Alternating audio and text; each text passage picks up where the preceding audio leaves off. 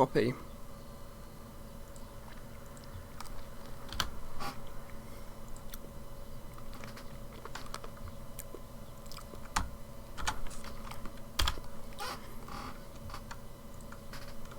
Self-promotion.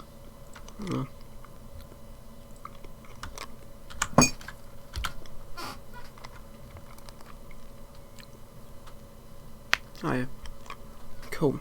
Ah, the sound alerts are still going. Ah, sound alerts. Alert box. Cool.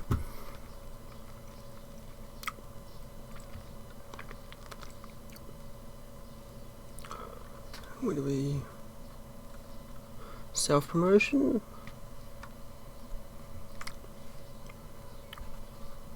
Oh, wow. Yeah. It's muted? Ah. Ah.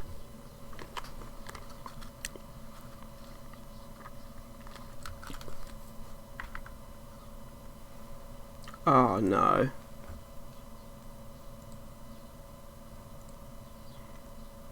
It's muted. What?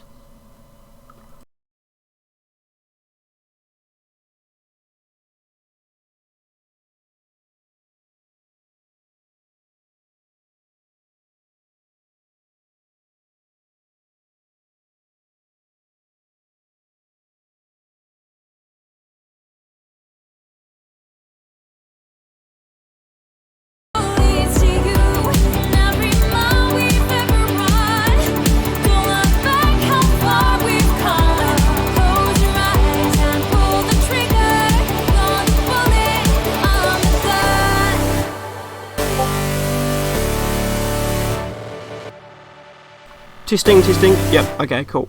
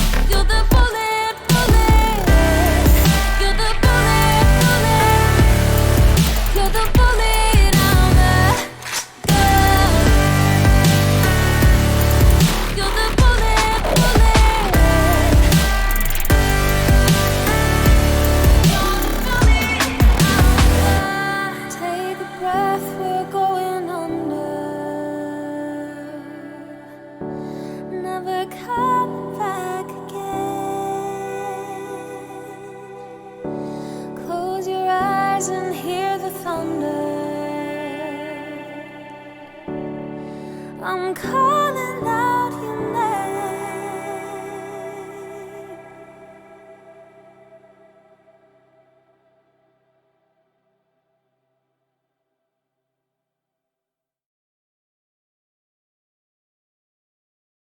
Muted. Okay. Webcam scene. Hello and welcome. This is the Hardware Diversity Discussion, episode 20. It's been a long hiatus of about 2 years off YouTube. I am Carsman50 from Hardware Talk New Zealand, and we've got a very special guest on today. We'll talk about that very shortly. I do have a first few things to get out of the way before we go live, and I will probably have before I bring them on though. We have a. We're not going to pay too much close attention to chat during the first part of the podcast, because we're going to have some pretty in-depth conversations during our show. We've got a good range of topics, consoles, lots of AMD chat, and it's like, and some opinion pieces. But at the end, we'll certainly be opening up the floor to some more general conversation around tech. And if you've got any questions for us feel free to bring them on. It's sort of something I'm going to be doing a little bit differently live than what I would normally have done on YouTube all those years ago. So, but before we get started, if you are a hardware geek, hello, welcome Swag Prince, Kitty Crystal as well. Thank you very much for coming through. Appreciate that. Hopefully the stream goes well. It's the first time. Grappy, thank you very much. Yeah, we'll pay attention to chat for the first. While I'm on the webcam view. Alert box is not working. Sorry, I've muted that because I sort of don't want that interrupting our our podcast. Do apologise about that very much, very much. How are you? I'm good. Yeah, I am good. But things are well actually. Yeah. So our very special guest is of course actually I'll bring up the live scene too for a sec because I want to bring up Facebook. Chrome is not. Why is Chrome not working? Oh, because I need to have it open. Yay! There we go. Oh wow. Oh wow, that's not working. Why is that not working? Oh, because Discord's not up. Okay, there we go. Oh wow. Okay, right. That's a very small window. Oh yeah. So if you're a Facebook nerd and if you like tech, then please come and join our group. Hardware Talking New Zealand. Awesome community over there, and that's sort of how this whole podcast started. Really was talking about this stuff on Facebook. So anyway, we'll bring the guest on now, and we should be all good. I'll bring unminimize Discord, and we will unmute myself, and we'll have a bit of an introductions type thing. So awesome. Here we go. Is this going to work? No, it isn't. Oh, yeah, there we go. Oh, there we go. Hey, hello, welcome. Are you? Yep. Yes, I'm here. You are here. Awesome. I might have to turn you up actually. There we go. I'll turn you up. There we go. Testing. Hello. Yes. I'm speaking now. Awesome. So yeah, I guess sort of to start things off. I mean, sort of who you are, what you do, and how you got started on this sort of Twitch journey, and I guess sort of anything that sort of maybe sticks out for you tech-wise that that's kind of interesting, and I suppose we'll get into the topics from there. Hi, I'm Parkerquake. You can find me over on Parkerquake Twitch channel. I started really streaming in general, along with being a tech, back when I was a sophomore in high school, which was this is a bad number, but like 8+ years ago. Okay. Yeah. Just been doing that, and I've been on and off, but more recently, in the past year, I've been streaming consistently, playing video games, FPS games, just kind of anything I really want to play. Yeah. I'm sure what else to say. That's cool. No. Yeah, it's just sort of like sort of any sort of interesting weird experiences that we're like, oh, okay, that's sort of like with electronics, sort of science, sort of engineering, tech, sort of thing. That'd be like, oh, that's sort of like a sort of interesting sort of conversational piece. Yeah. I mean, not to my knowledge, not anything that I would consider to be extremely interesting. I graduated with a networking degree. Okay. I've been like I said, I've been in the tech industry for over 8 years. Been doing in and out of tech jobs. Right now, I'm currently one of the field technicians for a local college or university, depending on how y'all categorize them in some areas of the world, near where I live. So that's, I mean, my hustle is 100% is the tech industry, and it's just what I do for a living. That's really awesome. Yeah, that's a really good place sort of to be, and obviously with hardware sort of being not something that is serviced much anymore, being in that sort of position where you're sort of transitioning more to a sort of a software route is sort of quite cool too. And it's sort of something I've noticed a lot over the last sort of 5 years, where computers are just replaced, and talking about the whole electronics things, we just sort of throw things out instead of repairing them anymore, which is a shame. But I suppose we can talk a little bit more about that at the end. No doubt. So, yeah, should we get into some topics? Is that sort of something we're keen for at the start? Yeah, awesome. Right. So what? As I said, sort of at the start of the program, we are a bit of the AMD show today, unfortunately. But we wanted to sort of start because it's been 2 years since I've actually been doing this sort of podcast, and I wanted to sort of start it off with sort of what's happened in the last 2 years, and then sort of bring it into what has been going on more recently. So, that's the Facebook stuff there. Get rid of that. Oh, where's Chrome? There it is. Oh, have you disconnected? Oh, no? Oh, nope, I'm still here. No, my webcam, hold on. Oh, okay. It's my webcam is being, unfortunately, a big meanie right now. Hold on 1 second. I'll bring that back up. No worries. Yeah, live troubleshooting. There you go. Love it. Sorry about that. There we go. Awesome. Yeah, so probably the biggest news that would probably apply to probably both of us that's happened in the last 2 years is the next-gen consoles. And I suppose since they're sort of powered by AMD processors and things like that, it's sort of interesting to sort of start that topic off. And yeah, there's certainly a lot of debate around what console would actually be better for people to buy, certainly before they came out, due to the differing specifications and technologies that they're both employing that would make up the gap supposedly to actually make them a little bit more on an even playing field.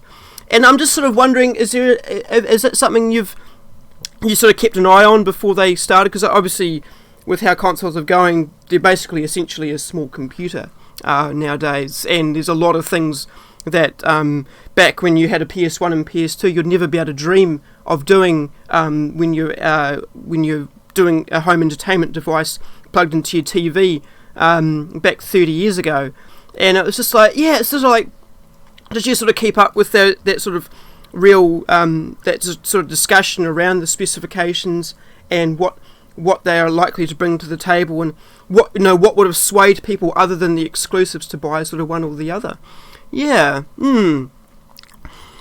Yeah, right now we're in this is the classic AMD versus Sony moment that we're having right now, and especially before the PlayStation 5 and Xbox Series X's were launched or even leaked.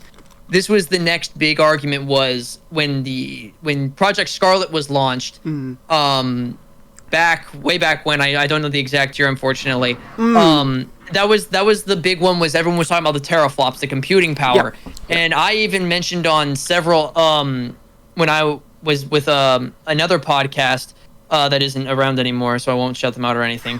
But when I was on another podcast, I mentioned the same thing, was what's keeping us held back from the frame rate gap. Because on the Series X, I owned the Series X, not the Series X. I owned the Xbox X. The One X, Yes, the One X. And was a phenomenal machine, but at the end of the day, when you put into scenarios, for instance, Destiny 2 is a great example of this. Okay. You could have the most incredible console to date, but in certain areas, because of the frame rate cap, you were capped at 30. Anytime it would lag, you would immediately be at 15. Right. And so that would be it would be the make or break moment for if you were in a raid or anything like that. Yep. And then, so when they launched these new ones, with the Series X and the Series S, when they said that the frame rate, it was the original leak about 6 months before the actual console came out, and they said there will be an uncapped frame rate, and I went, there's no way. And then about the next week, they announced on the official Xbox press conferences that there was not only upping the teraflops power that the original One X had, the Series X would be able to support up to 120 hertz at 4K. At 4K, no, and 8K would be 60. Yeah, and I was like, there's no way. And of course, me being a PC enthusiast, going, this is going to open a door that gamers have been asking and begging for since PlayStation 3, which was cross compatibility. Because then a little bit of the timeline. So we have they come out confirmed, and then Sony about a month later comes out with the same confirmation that the PlayStation 5 would also be able to support above 30. Yeah, and that was really exciting.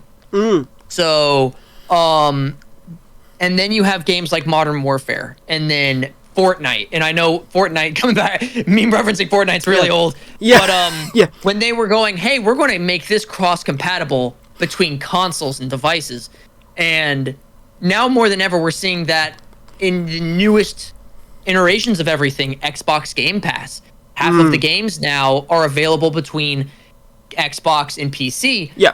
Modern Warfare, Call of Duty, Warzone, Black Ops Cold War, and the new one, Vanguard. They're all going to be able to be cross-compatible between PlayStation, Xbox, and PC. Absolutely. All because of the fact that the frame rate came back into play, where it's on now in a level playing field. And now the biggest concern and issue with everything is aim assist. Yeah. In your modern titles, which is the funniest thing, is that it was never an issue ever before until now. Yeah, absolutely. Yeah. So myself included, I own a Xbox Series X. Yeah. And I do not have a PlayStation 5, but I know numerous people that do. Yeah. They're phenomenal machines. Unfortunately, because of the shortage, right now I know is a better time than we've ever had, where you can actually get a Series X and Series S, because of the fact that companies are trying to push them out more because of the holiday season. Right. At the time of recording, obviously we're about to be a few weeks away from Black Friday, and almost a month and a half, a little bit past a month and a half for Christmas to come around, and most people are doing their Christmas shopping right now. Yeah. So and this was something that I used to actually get my hands. Not my first one though. My first one, I waited at GameStop for around 9 hours. Oof. Yeah. And then another 6 hours to pick it up. Oof. So, but there are Discord servers out there, and you can even watch YouTube live streams for where when people are bots tracking. Yep. Yep, they're using their bot power for good to actually help us, the consumer, be at an advantage when trying to buy either a console, any sort of chipset, or graphics card. Yeah. There are many tools out there. For sure. Yeah. And I guess really the panic that's what's been going on with consoles right now is the fact that there's a bit of a disparity between is it the Series X? Yeah, here we go, buddy, naming again. The Series X and the Series S. Because obviously the Series S is the cheaper one. It's got the 40 CUs on the GPU. I think it's got a slightly lower clocked speed CPU as well. And what is going to be the deal in terms of where are they going to draw the line with having that support higher resolutions, higher frame rates, because of the lack of performance that may offer, and will that be a sort of a second tier system? When do you think that's going to happen in terms of its performance, and what people's expectations about it being sort of a 1440p 60 FPS console? Yeah. So with that, it actually happened the day of release. This was a topic that I had with about 4 people at the front of GameStop waiting to get our pre-orders. Everyone was like, well, which one are you getting? Are you getting the S or the X? Yeah. And the disparity between the two on paper doesn't look like much, but at the end of the day, it is one of those things where if you have the extra cash, I would implore you to go the higher option. Absolutely. Because there are even though you're not going to be using, say you don't use 4K, say you don't use 2K, say you still use 1080p, the ability to go higher and have more of a storage option is for sure. Is that much greater in the X than the S. Yeah. Especially with the internal components, what you can add on top of it, what you can modify with it. It is. There's a beautiful article that IGN, I believe, put out, which was which one do you buy, Xbox Series X or Xbox Series S? And it came down to basically, if you have the budget, go X. If you don't have the budget, go S. Yeah. And they have a big laundry list of reasons why there are just small edges that the X has compared to the X. But there are too many of those small things that really, a lot of people will say, oh wow, I really should go and get the X over the S. Yeah, yeah, absolutely. And like, it's obviously it's going to come a time when that like you are going to that sort of variable resolution and variable sort of frame rate that they sort of are employing now to sort of fake resolutions and fake frame rates, I guess, will probably come a lot more into play with the Series S and the Series X sort of going forward, because you sort of expect 10 years out of a console life cycle before they sort of, and having really high-end hardware now, people think, oh, it's going to be so good and it's going to last so long, but actually as games become more demanding, and I suppose that's sort of the conversation to have having a PC, you don't get the option to upgrade. They actually to unlock certain parts of the PS4 and the Xbox One X to actually allow it to last a little bit longer with, I think it was extra bits of SRAM and an extra CU on the GPU on the PS4 to actually function, as long as it did, which was pretty crazy. So, yeah. It was one of the... So we're in a unique state with the Xboxes and the PlayStations, where it almost feels like every year we're getting a new console. Yeah. That normally isn't the case. Like, for instance, the Xbox 360 came out in 2004. Yeah, I think let me fact check myself on that. Yeah, I think it might have been 2005. I'm thinking it might have been 6. No, so the Xbox, yes, it was November 22nd, 2005 was when the Xbox 360 released. Yeah. And then it was 2010, I want to say, that the Xbox One came out. I think it was 2012. It was fairly recent. Yeah, I think it was the Xbox. Yeah, November 2013. Yeah, I thought it was 2012, 2013. Yeah. Yep, and then after that, we've pretty much been getting almost every year to 2 years, we've been getting a new console. Yeah. Which is not normal, to say the least. If you look at the track record from even when you're looking at Atari and the Sega Genesis, and then you keep on moving forward, you'll notice that there's usually a 5 or 6 year gap in between. And right now we're in the kind of the power stage where it's like they're just blasting, pumping out, blasting out consoles, and I'm led to believe that we are going to be in the last few. I think after this console, it'll probably be 4 years, if that, before we get a new console, because these consoles have everything a game developer would want in a game. You don't need the highest of highest hardware. You just need something that's good enough to provide 120 and able to support up to 4K. This Xbox Series X does that flawlessly. It's actually kind of shocking how powerful it is compared to if you put a PC and the Xbox side by side. There's obviously going to be you can tell there's a difference, but it's still, for what it is, it's incredible. Yeah. And I suppose it sort of was you sort of skipped over a topic a little bit there, but we can talk about the Pro consoles a little bit. As you were saying, 4 years, you think we're going to get another one. Do you think there's going to be like a refresh, like a Pro or an S, or how they sort of refreshed? Obviously the One X was obviously the biggest upgrade that they did to that console. Do you think there's going to be a big refresh that they're going to do to unlock some features or to add in a little bit extra power sooner rather than later? Or, as you said, do you think that 4 years is going to be it? So in terms of Xbox and Sony, I don't think we're going to see one like there was the Xbox 360 Elite, which fixed the red ring issue. Yep. The Xbox One X, that fixed a lot of the hardware throttling and choking that happened on the original Xbox One. It had a new GPU. Right, and it fixed a lot of issues, but it still didn't keep up in a lot of areas. The only one I can see releasing a Pro console, and it's the one that everyone's kind of wishing for right now, is the Nintendo.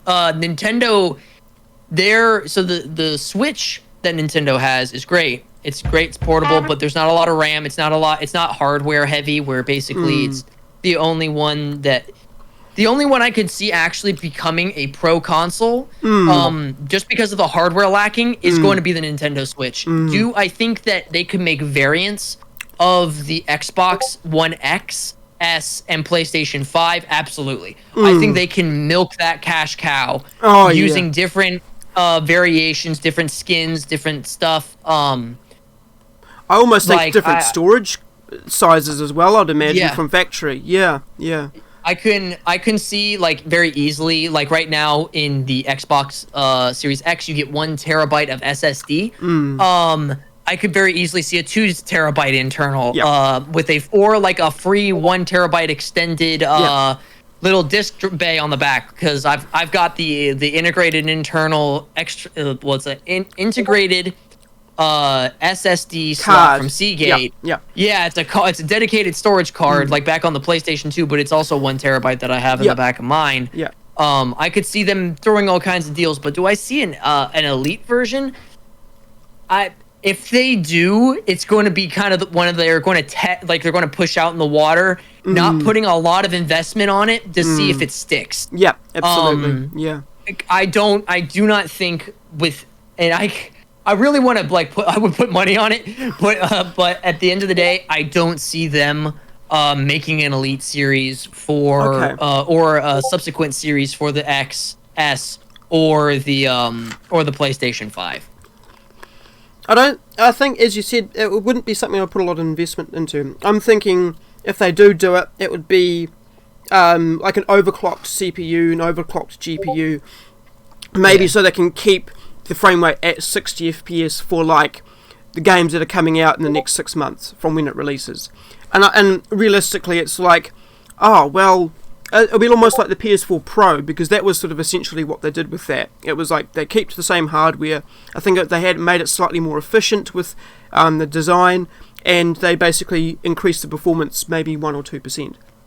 The only thing I can think of that they would do, and this is totally being logistical, is so on the Xbox One X, S, and PlayStation 5, they have HDMI 2.1 ports. Yeah. Now, in terms of the market, I have an HDMI 2.1 monitor. Right. I was one of the rare ones that you can find now, actually. They're very, very hard to find for some reason. Yeah. Back during when these consoles first came out, they were everywhere. Now they're nowhere. And I don't know if the industry is going to try to go away from that. I'm not quite sure. It's kind of in a weird play. Yes. But the one thing I could see is like them re-releasing an Xbox Series X that like the 2.0 would be compatible with the 2.1 in terms of the frame rate. But that's a whole nother argument, and a whole lot of... They would have to reinvent basically the wheel in order to do that. Yeah. Because the 2.1 can support up to 120. Yep. HDMI 2.0 can only support up to 60. Correct. Yeah. And you get the HDR, if it's overclocked. and you get the you get all these features at 2. And like TVs are like it's becoming the standard 2.1 with TVs. Yeah, I mean, because people were like, and that was kind of funny because like people were like, if I want to support the HDR, the 4K 120, and all that sort of stuff through my computer, I've had to buy a new GPU. But like now, because the console's already supported, I suppose that's an argument in saying that it actually might be worth getting one if you just want a couch game. But yeah, finding a monitor, I mean, as you were saying, they are quite rare. They're not exactly the most easiest thing to find, but they're expensive. They are. Get out. For instance, I was at Best Buy the other day, and I found not a monitor, a TV. And starting at HDMI 2.1 was starting $700. Oof, yeah. Starting, and that was for a 48-inch. You couldn't find anything smaller. Yeah. And that was for QLED. Monitors, a buddy of mine who I game with almost every day, he's been trying to find an HDMI 2.1 monitor for about 4 months, ever since I got mine. And I even gave him the one that I got. Like, I gave him the link, and the link just basically says we'll let you know when we know. Crazy. And they're ridiculously expensive too. Monitors I think are for HDMI 2.1 start at around like $300-$400. And it could be just because of the shortage of everything with COVID going on, but in the end of the day, HDMI 2.1 is expensive. Yeah, absolutely. And I think I've only really seen them on professional monitors. because obviously like the majority of inputs into them are DisplayPort nowadays, and they seem to be, because you don't have to pay for licensing for a DisplayPort, and and not many people watch an HDR display. 4K 120 isn't really a thing on monitors unless you're going to spend thousands of dollars, like an Asus or an Acer, big, monitor. But yeah, it'd be nice to be able to have like Microsoft to team up with someone like HP or someone and actually to make like a dedicated monitor, because Sony made a PlayStation TV. Do you remember that thing way back in the day? I did. Yeah. It was like a 28-inch TV that was, I think it came out with the PS3 or not long after the PS3. It was not 4, I know that much. I know that with the 4 they released like an actual TV remote for the PlayStation, but it wasn't actually like anything to do with a TV itself. So I'm hoping that maybe they can actually sort of come together and go, well, if people want to play 4K 120 at their desk and not sit on the couch but have all those features, HDMI 2.1 monitor, and make it relatively cheap as well, I guess. Or what they do is they swap out HDMI cables and port everything to DisplayPort. That is a display. 1.4 is still very commonly used. Absolutely. And every single monitor supports it, and it supports up to 144. Yeah. So. I've always wondered why TVs never had DisplayPort, because it's actually on paper it's a superior standard, and obviously it doesn't have the certifications like Dolby Atmos and all those sort of big cinematic experiences that HDMI gets. But if you can somehow have like some translation layer within the TV or itself to actually sort of support the HDMI standard and have all those features that you want to be able to experience, then that'd be a godsend. But I suppose it's probably money, really. They're obviously paying for these batch licenses, and they're like, people want to watch, movies and stuff like that on the TV. Then it's pretty crazy actually. But anyway, I suppose we want to talk briefly about the Switch, while we're here. What were you anticipating the Switch Pro, and what were you? Well, the OLED. I was keep calling it the Switch Pro. It should be the Switch Pro. It's the OLED. It should be the Switch Pro, but it's the OLED. Yeah. And that was the big disappointment. The press conference before the final Smash character was released, they had a big press conference letting everyone know what games and stuff was coming out. And they had already confirmed that, the Switch OLED was going to be a thing. And so everyone went, oh, okay, so if they're giving us an OLED, obviously they'll probably give us a Pro version with upgraded RAM and whatnot, so that way we can actually enjoy these better games and whatnot. And it turned out that they gave us a bunch of games we've been begging for a while. Absolutely. But then they gave us a limited edition, what looked like a game, like a little Game Boy, or rather like something you get at a Happy Meal. Right. And it plays Legend of Zelda, and they retroed the N64 games and the Sega Genesis games back onto the Switch, which is phenomenal. I'm happy they're doing really that. Cool. Yeah. But the industry and the audience, I think they misinterpreted their audience. Which was, we wanted the Pro because we wanted upgraded RAM. It was just like, for instance, I'll be playing Minecraft with my girlfriend, and it'll lag in Minecraft. And it's Minecraft for the Switch, and it lags. Right. Because there's just not a whole lot of RAM there. Yeah. And so, we asked very kindly. We're like, hey, can we just get a Pro version of this with some of the incorporations? And they went, well, we'll give you OLED, which won't do 4K. No. And we'll give you OLED and an Ethernet jack. Yeah. Wow. So, well, I mean. And I watched one of the big streamers. He has his OLED, He has the Switch and the OLED, and he actually did an on-screen comparison. And he said the differences were so minimal that you would have to pause buffer to see the differences. And he was playing for his medium. He was using the newest Zelda title, which is Hyrule. Yeah, it doesn't. I'm not a Nintendo aficionado, so it's not something that comes across naturally. It's the one. It's the new. Hold on, let me see. Yeah. No, I mean, I guess for me, like, I wasn't probably anticipating 4K out of a Nintendo Breath of the console. Wild. Oh, Breath of the Wild. I was just about to say that, but I thought they might have released another one after that, but apparently, they went straight to he was using Breath of the Wild as his medium, and he was using Epona's Run as the medium, for which he could say that this is what they said they changed with some of the hardware inside, to make it a little bit better with the OLED and whatnot. And he took it out of the dock, both of them, and he held it up to his camera and pause buffered. And you could see when he pause buffered, yes, there was a tiny bit of a difference. But the only time you could tell was when he pause buffered. Right. And that would kind of just was like, that doesn't make it, here's I mean, it's kind of like, for those of you who love glass screens and love OLED screens, go by all ahead. means, this is your niche. This is absolutely the console for you.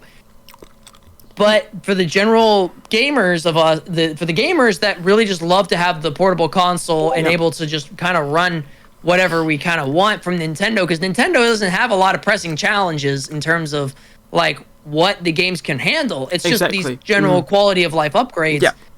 There was a big blow missed opportunity because a lot of people, when I was in the stream, everyone was waiting, and we were all like, I'm waiting to buy this Nintendo Switch Pro. And I even told my girlfriend at the time, when this was happening, if a Nintendo Switch Pro comes out, I'm buying the Pro and giving you my old one. Yeah, absolutely.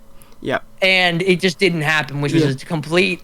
It was kind of one of those, like, I shed the single tear, but I understand that wasn't their priority, and they kind of misjudged their audience. Yeah. So... Yeah, and I think that's been a pretty big trait over Nintendo's sort of last sort of 20 years, really, with the GameCube and the Wii, and then the Wii U after that.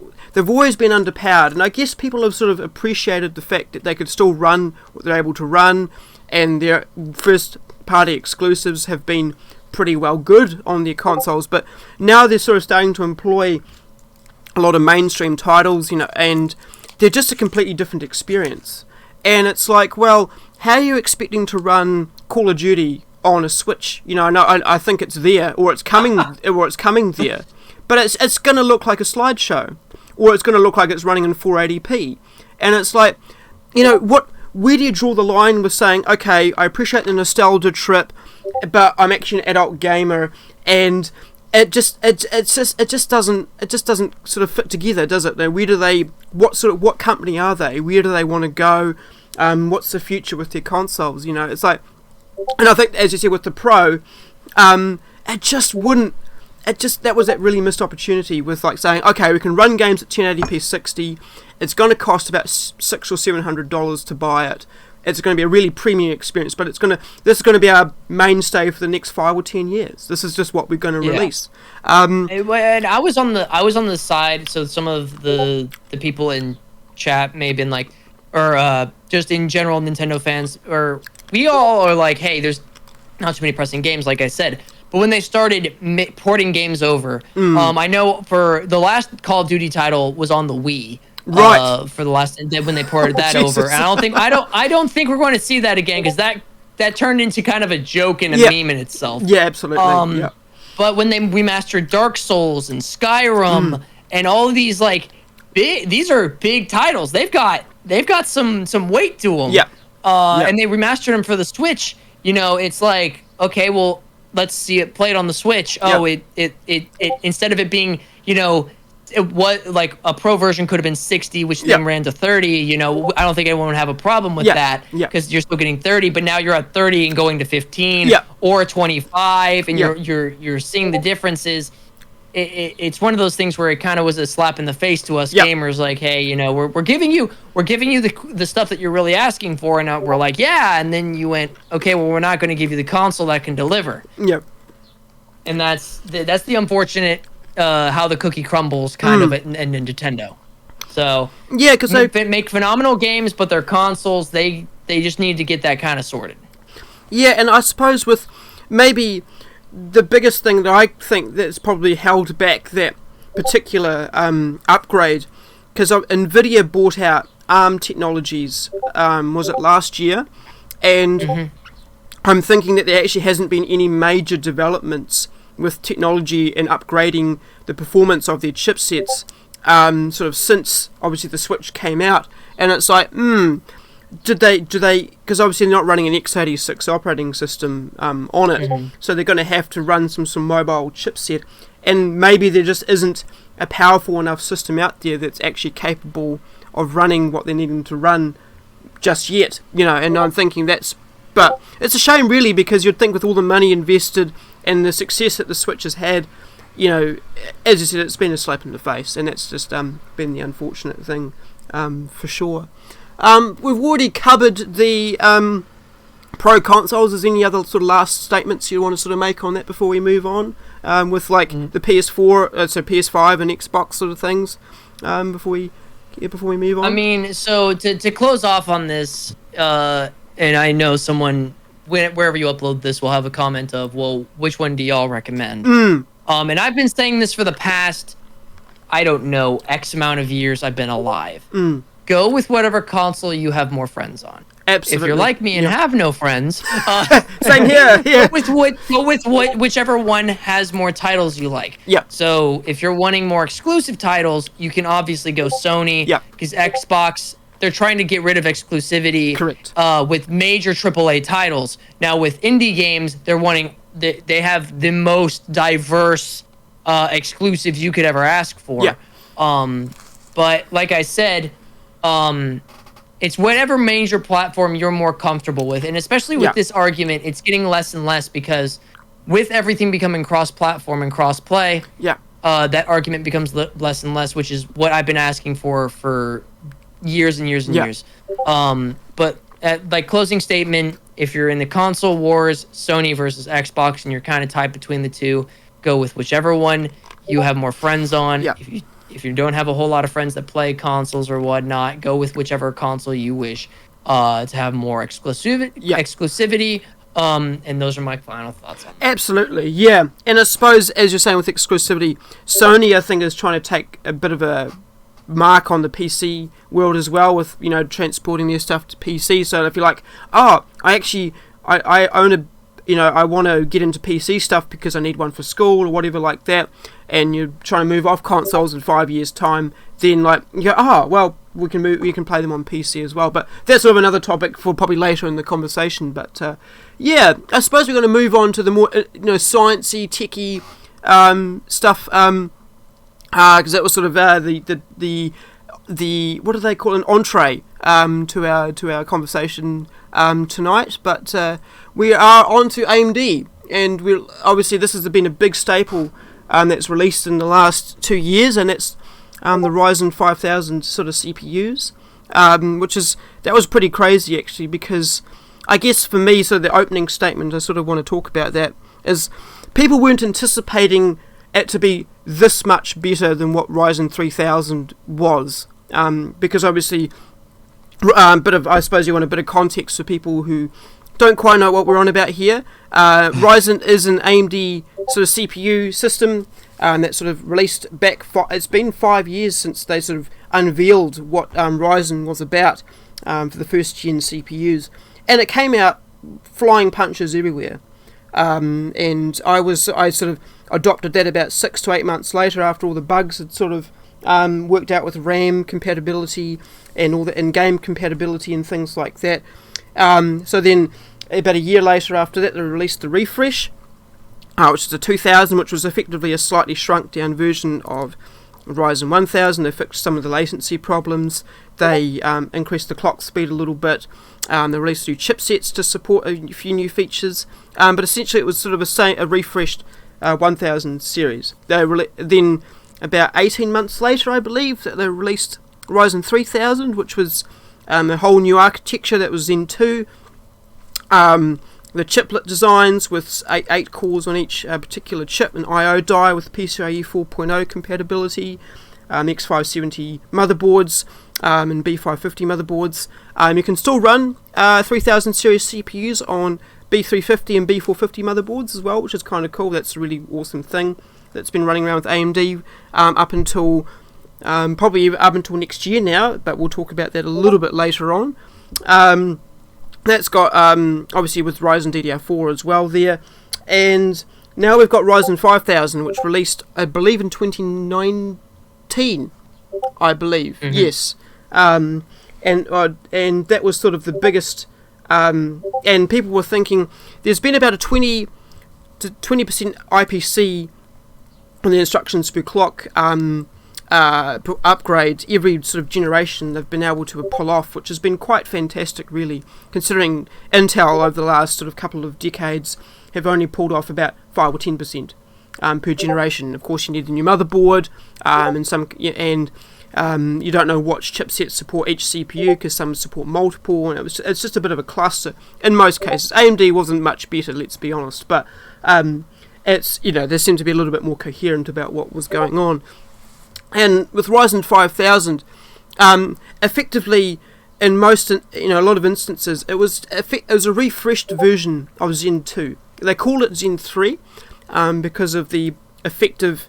They had a cache pool that was spread between the two 4-core parts on each chiplet, but now level 3 cache between the cores is now shared, which is a hell of a lot better for latency and for obviously quicker access to the series. And of course, with a slightly refined node, they've been able to increase clock speeds quite considerably, and the power targets are a lot nicer.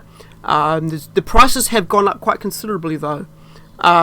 They're probably a good 100. Chip shortage. Yeah, I mean, even at launch though, even back then there wasn't really a chip shortage, but they seem to increase their prices by about $50 to $100 compared to the last generation, which was, I guess, really a little bit of a slap in the face, because AMD previously had been known to be the slightly more budget option, because people weren't taking them as seriously, and they were like trying to really cut Intel's prices within the same segment with extra cores and extra performance in some instances.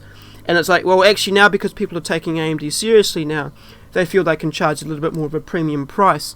And that's why I haven't personally upgraded, because they haven't really looked at what it is, and it's like, what realistically is the difference between the two? And it's like, it hasn't been enough for me to do it. But I suppose for people out there now buying systems and stuff like that, you can't really get a hold of a Ryzen 3000 CPU, because I guess they're probably not made anymore.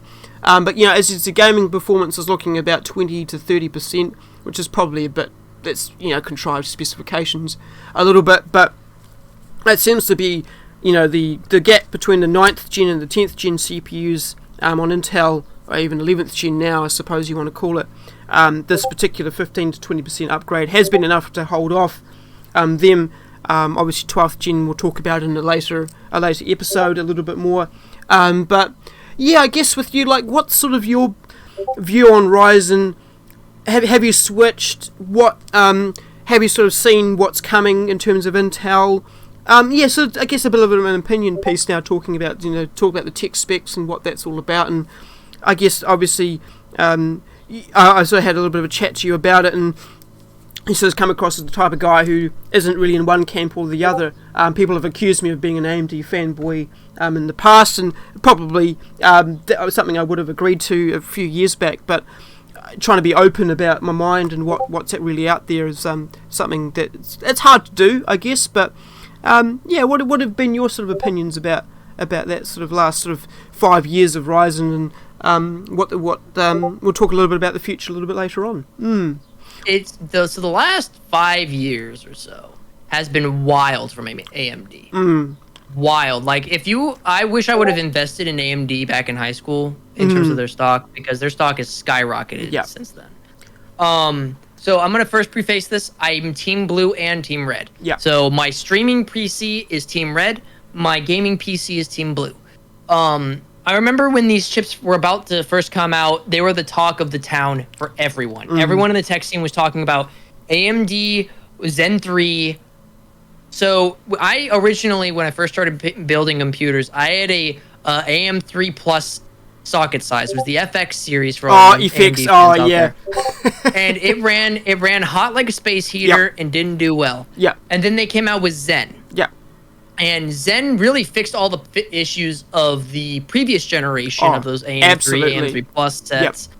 But there was still a lot to be desired. Yeah. This was during a time where it was kind of, AMD was starting to mold their shape. Yep. Now with Zen 3, AMD is, behind closed doors, AMD is making money moves. So, and when I say about this, and let me first say this. These new Zen 3s are great for workstations. Yep. If you're doing anything work-related, I cannot stress this enough. If you're on a budget, or if you're just needing a workload, AMD is the socket, is the CPU for you to go. But I preface this with this. Intel is still my gaming rig, and there's a specific reason why. Is because Intel can still produce better gaming results. For gamers, all we care about is in-game results. Now, when they first came up in the scene, they did all these comparisons, tried to match hardware for hardware. Yeah. And I remember Jay's 2 Cents, Gamers Nexus, anyone you can think of that was big in the YouTube scene, Linus Tech Tips. Yeah. They were all, when they got their samples, they put it through the ringer, and they still found out that for the time that AMD released their Zen 3, Intel kind of hit back with their own 10th or 9th gen CPUs. And so they compared apples to apples in price range, and Intel still came out on top, even though AMD's were, for the time, extremely good. Which makes me, we'll get to the future. I don't want to talk too much about getting past this. Yeah. But in terms of AMD's next generation, so AMD has this beautiful, wonderful thing that I hate. They make phenomenal CPUs. Yep. But then the board partners, their APIs, they don't do a great job of making low-end equipment. Yeah. So, for instance, my girlfriend had an AMD unit in hers, and she had a Tomahawk B540, which is the budget. Yeah. B450, yes, thank you. Yeah. It's a budget motherboard where anyone with a budget will go and immediately grab one. Yeah. Now, if you put lots of work strain on it, it kills the motherboard. Yeah. And it's awful because the CPU is it's a very good CPU. Like I said, I use it in my streaming rig. I had to swap out the motherboard because I upgraded her machine, took in her spare parts, and made it my streaming rig. Yeah. But I digress. AMD is in a good position to have because they're putting Intel on the ropes. Intel, in the past, like you said, in the past 5 years, their percentage gain per CPU has been very, very, very small. Like, for instance, I have an i9-9900K in my gaming rig, and if I ever want to get a like, say, a 30 series, or whenever the 40 series comes out for NVIDIA, which will obviously be Gen 4 PCIe lanes. Gen 5, I would say, even then. I will need to upgrade my motherboard and possibly my CPU because of the fact that the technology, they kind of stick to what their niche is. But in my streaming rig, it supports up to PCIe 4. Yeah. So AMD versus Intel right now, a lot of people don't. So in terms of the workload, a lot of the people that care about that will go to where they are comfortable, which Yeah. right now, unfortunately, is Team Blue. Yeah. A lot of people just trust them. Their parts are compatible. Their parts just work regardless of what you put them through. They just work.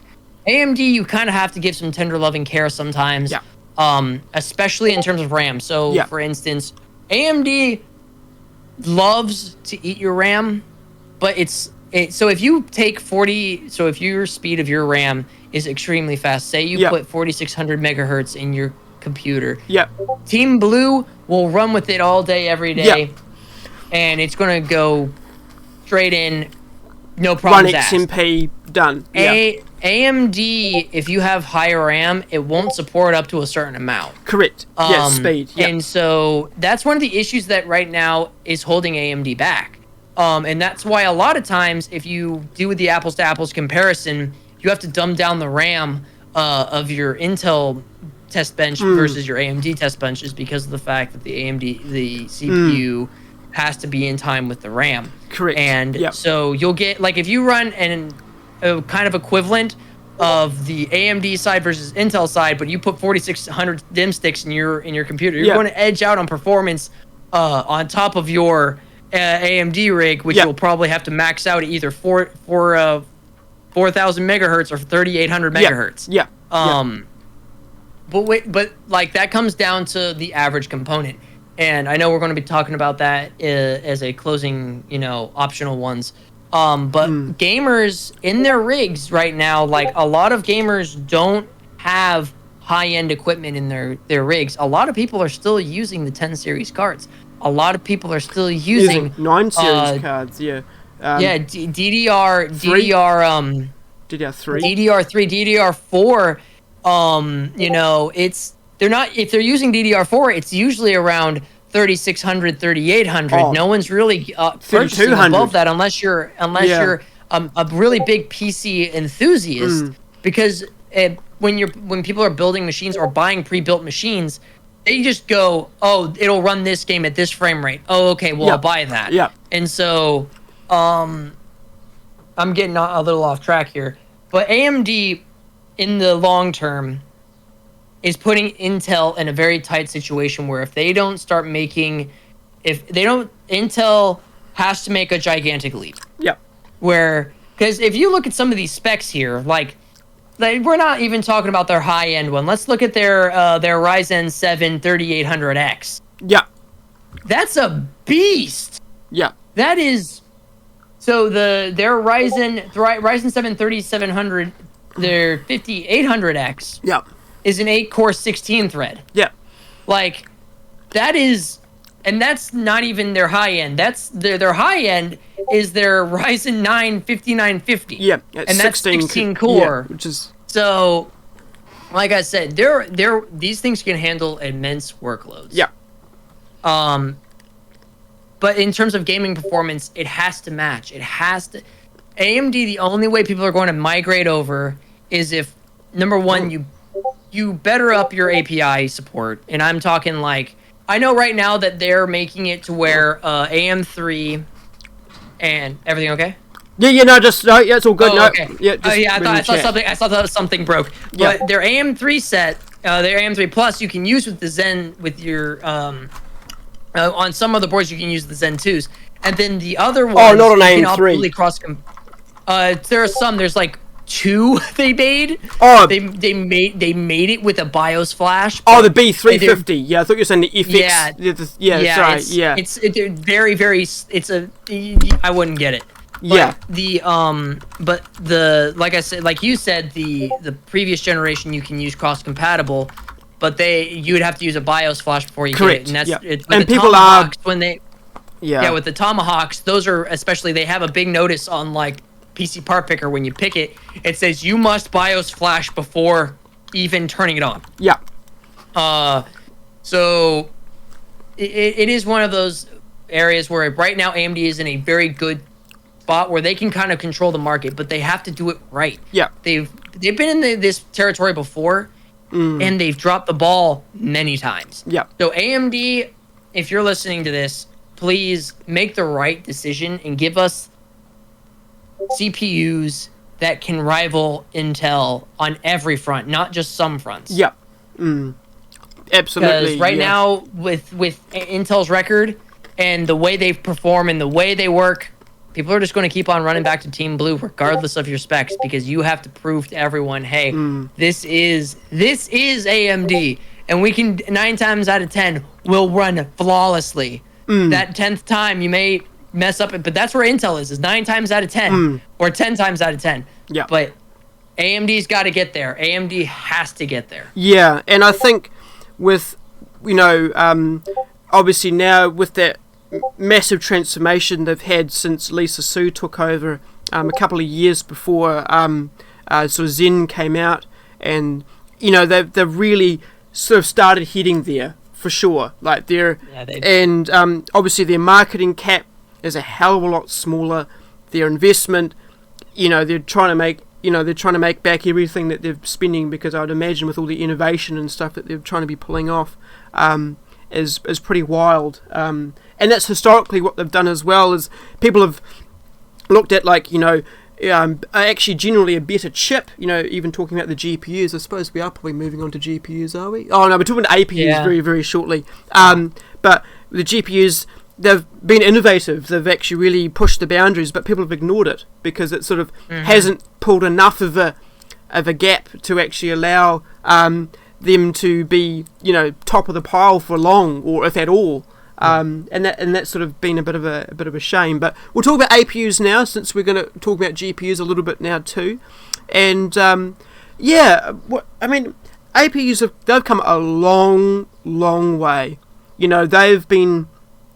I did a little bit of a piece on APUs on my YouTube channel a few years back, and they started back in 2010, actually, going back all the way to Phenom 2 CPUs. Oh, carry on. Yeah. So for those of you who know what APUs are, Accelerated Processing Unit. Yeah, it's a CPU and a GPU on the same die. It's kind of like what Intel does with the i series. They've got a GPU in there as well, but with the AMD side of things, they've really focused on the graphics portion of the chip. The CPUs have generally been a little bit lower quality, but they've slammed them all together. Essentially a different architecture to what Zen is, because with the APUs, they're all on one chip. They're actually all integrated, but with the Zen CPUs, there are separate chiplets for the I/O and for the CPU portion as well. So I guess a bit of a preface. I'd sort of gone on a bit of a rant there, so I'm glad you interrupted me. That's all good. Appreciate that. But with Ryzen 5000 series GPUs, people were anticipating Navi on their APUs, and I guess they've held on to Vega for a long time. They've actually, since the Ryzen APUs have come out, Vega has been the GPU particular aspect of the APUs, and that's kind of odd because their CPUs on the APUs have come a lot better, obviously with Ryzen 3 support on the 5000 series now, and they've actually been a little bit cheaper because of the cheaper manufacturing process. The CPUs of the one unit versus the multiple chiplets that the CPUs have, but they've held on to Vega. And I guess for me, that was a little bit of a disappointment. I mean, because obviously they've worked out that Vega is a very, very good GPU. That was obviously with the Vega 64 and Vega 56, which was back out in 2018. Massive disappointment with how that would have gone. But we'll probably, I think I may have covered that on a previous show. I'm not sure, but we can talk about that a little bit further. But they've obviously been able to shrink it. It's obviously very power efficient, and it does enough really with what they're aiming at, and it is better than Iris Xe. The Vega 8 is actually a better chip than what Intel even now still is bringing out. But what do you see with the future of APUs? Because I've heard many speculation about the fact that at some point we won't have GPUs. We won't actually have a dedicated system where you actually have to add in a particular card, because eventually they'll have a good enough system integrated that you'll be able to do pretty. And I suppose that's what the Xbox and PlayStation 5 is essentially just a large APU with dedicated VRAM, the GDDR6 that they have on that. And I've heard wild speculation about the fact that it's heading there sooner rather than later, and it's like, when, like, is it happening? Do you think that's enough for like people who just want to get into PC gaming? Do you think people, where do you think people need to start buying GPUs in terms of like the product segmentation and all that sort of thing? Yeah, sort of a bit of a thought about that for sure. So it's happening actually as we speak. In terms, so if you actually look at some of the AMD CPUs from the Zen 3, they actually have dedicated graphics built into it. And Jade's 2 cents, you can actually look up the APUs. Not the GPUs. Well, right. Well, in terms of, this also goes hand in hand. So he did a segment where he took these CPUs that had dedicated graphics in them, the Vega basically, what they put into the CPUs, which was like a trimmed down version of it, and he was able to run some games at 60 FPS. Yeah. Like CS:GO. They were source games, but they could obviously run it. Yeah. I think he ran Shadow of the Tomb Raider at like 45, 30 frames. Yeah. But I digress. It's happening faster and more efficient than you think. I mean, with the Xbox Series X, it's a phenomenal machine. Though it gets hot, because the PlayStation 5 and Xbox Series X, they do get hot. They phenomenally can put out a consistent package of whatever you set it to. They can handle it consistently. No, is it perfect? No. But it is. You have super sampling. You have native. Yeah. It is one of those things where I believe in the future. I don't know if it's going to be within 2 generations. I think it may be within 4 generations of what we are experiencing now, 4 generations from today. Yeah. We'll have more integrated stuff, but the reason I say we may not have that, and there's an argument for it, which is money. Yeah. So companies can charge heaps and mounds of money just for... So imagine if you buy a motherboard, and instead of it being, you have to buy a graphics card separately, you can buy one integrated, like a 3080 integrated into the motherboard as an API. Yeah, or an APU. Or I'm sorry. Yeah. I think and I know there are people out there on YouTube that have already jailbroken their Xbox APU and stuck it into a PC and gone, look, I can run it as a PC. Oh, well, yeah. At the end of the day, the technology as it continues to advance, I have a feeling that we are going to get more efficient machines. Oh, whether that be with whether that be being an APU side or smaller GPUs that can handle more, for instance. Yeah.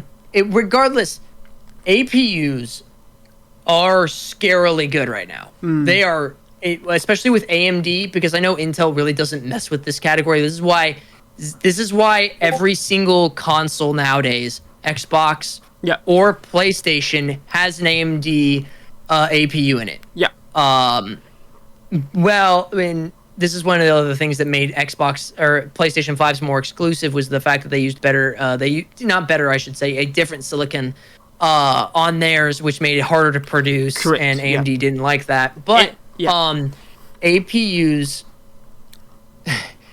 able to handle 4K at 60 is without a dedicated graphics card is mind blowing. Yeah, that would be pretty intense if that was ever a thing. Yeah, actually, there's a funny sort of side note to that, talking about like having GPUs on the motherboard. There was, I'm gonna say ASRock, because they seem to be the ones that do weird things. You could buy a motherboard that had a 1050 Ti soldered onto it. It was it had its own fan and cooling system, and it was like, that was the weirdest thing I think I've ever seen in my life.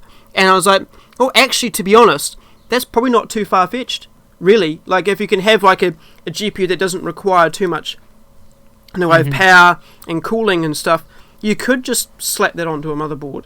And it's like, that sort of brings me back to the Devil's Canyon NUC that came out probably about 4 or 5 years ago.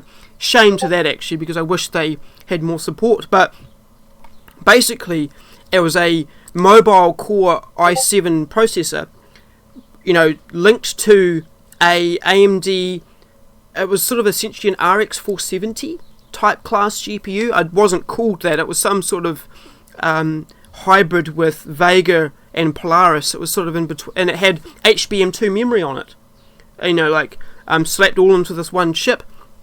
And obviously NUCs being the way that they are with power efficiency and stuff, I think it used 100 watts total power, which was crazy. But that's the sort of, if they work together, you can come up with some pretty crazy, wacky ideas, and maybe that's where they're going as well with how can we stop selling dedicated silicon and actually having it on the motherboard itself, and with obviously ATX 12 volt, but I'll probably talk about that in a later episode. Maybe that's probably a lot closer to the reality than we think.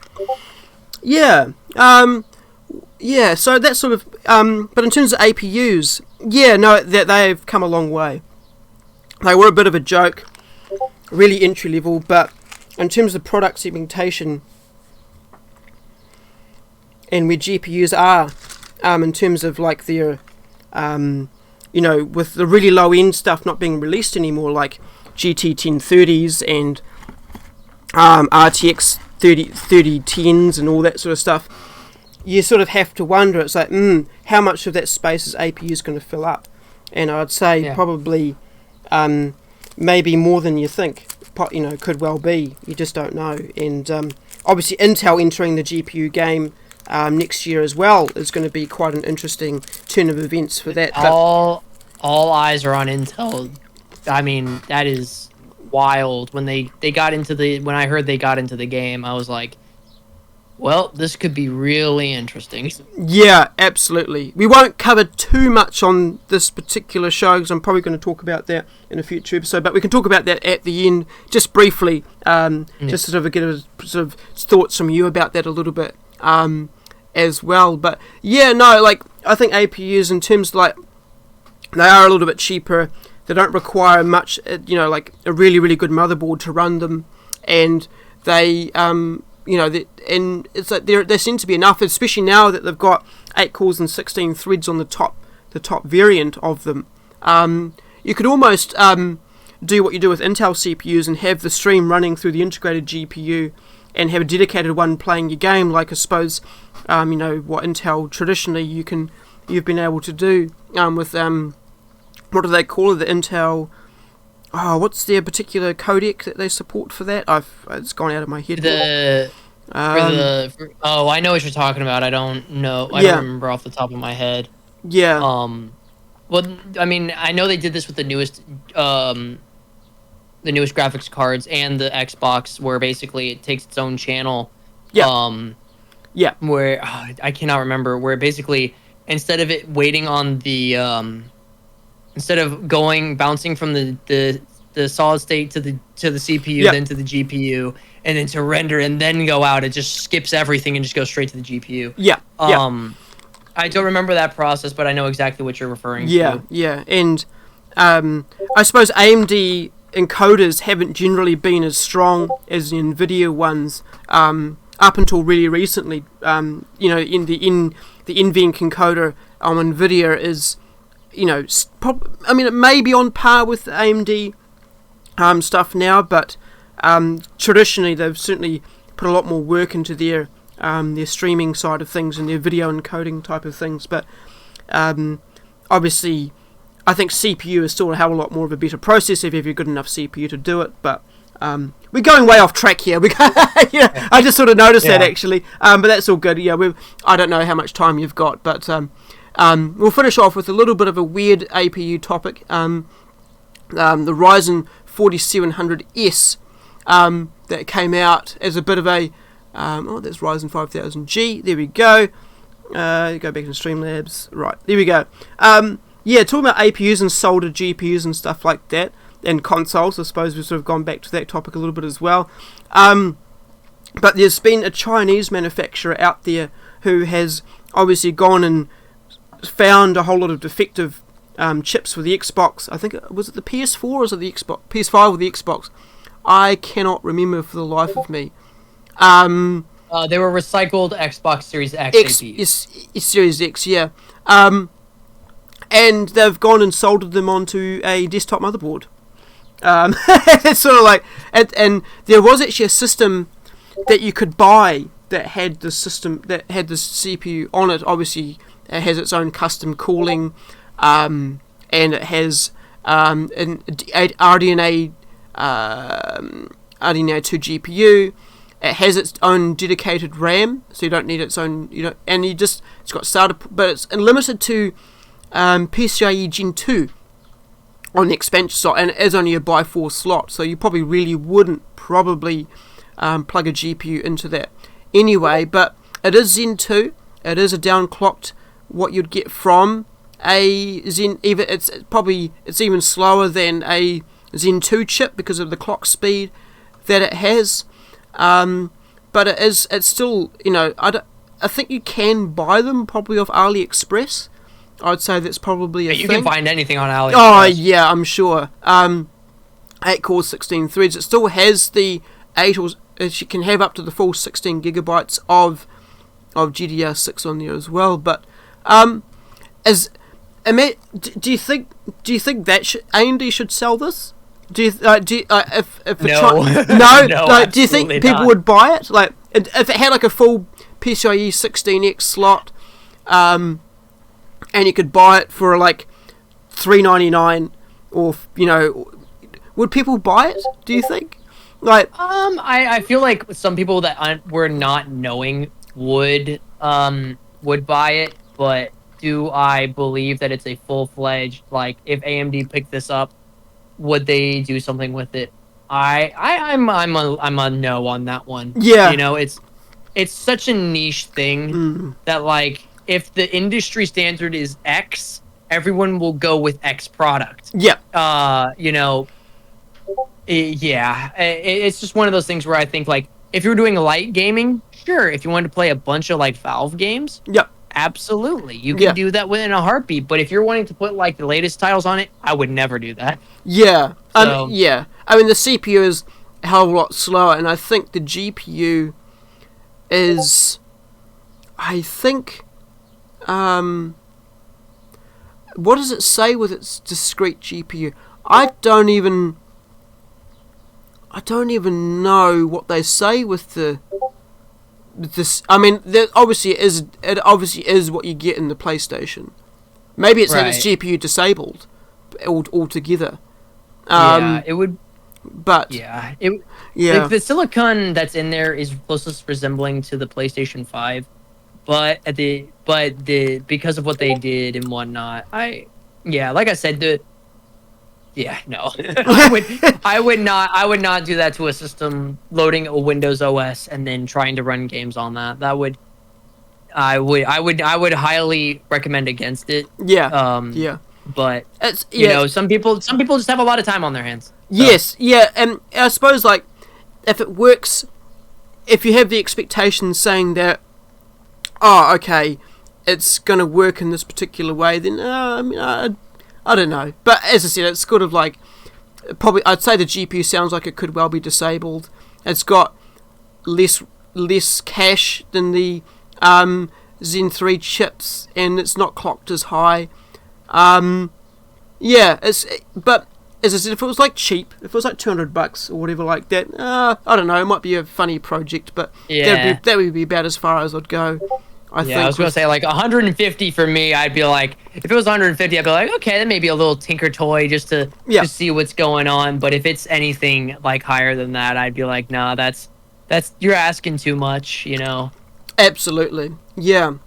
All right, well, now on to GPUs, and what that is and has encompassed in the last 2 years. Oh, actually, that's the other article for that.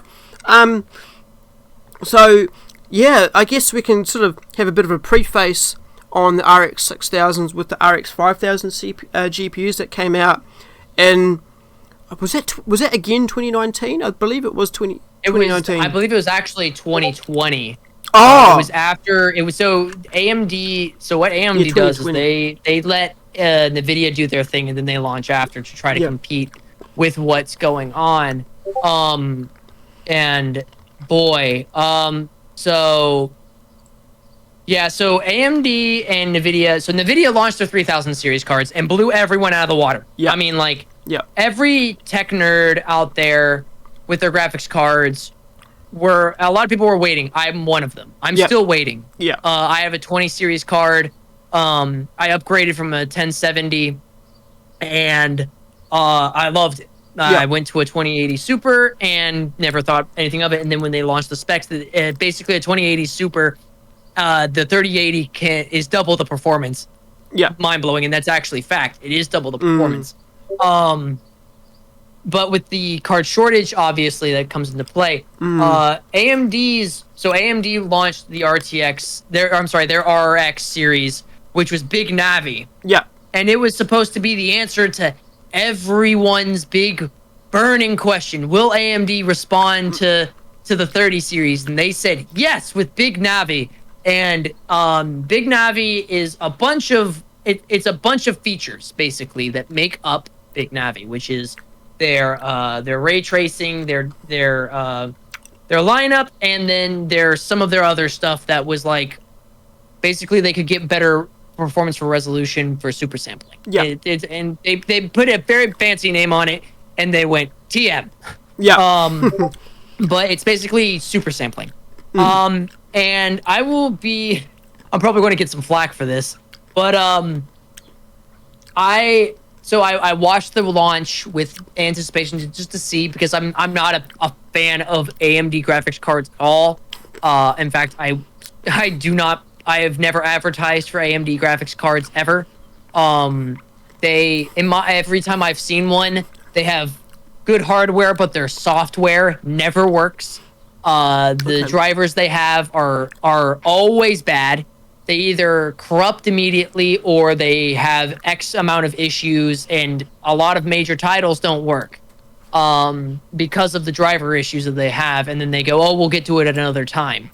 And I'm probably going to catch some heat for this because I know AMD has a very strong fan base for their GPUs, but and with Big Navi, they came out with saying, we can compete with this, with what's going on. And then when they launched, obviously the scalpers bought them all.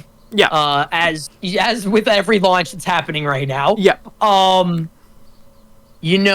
It turned out to be kind of, and this is just from my side looking in, from the outside looking in, I'm sorry, was a lot of the same performance, a little bit better driver set. I know when launch of Big Navi happened, they had to do 3 iterations of driver updates within like 2 weeks.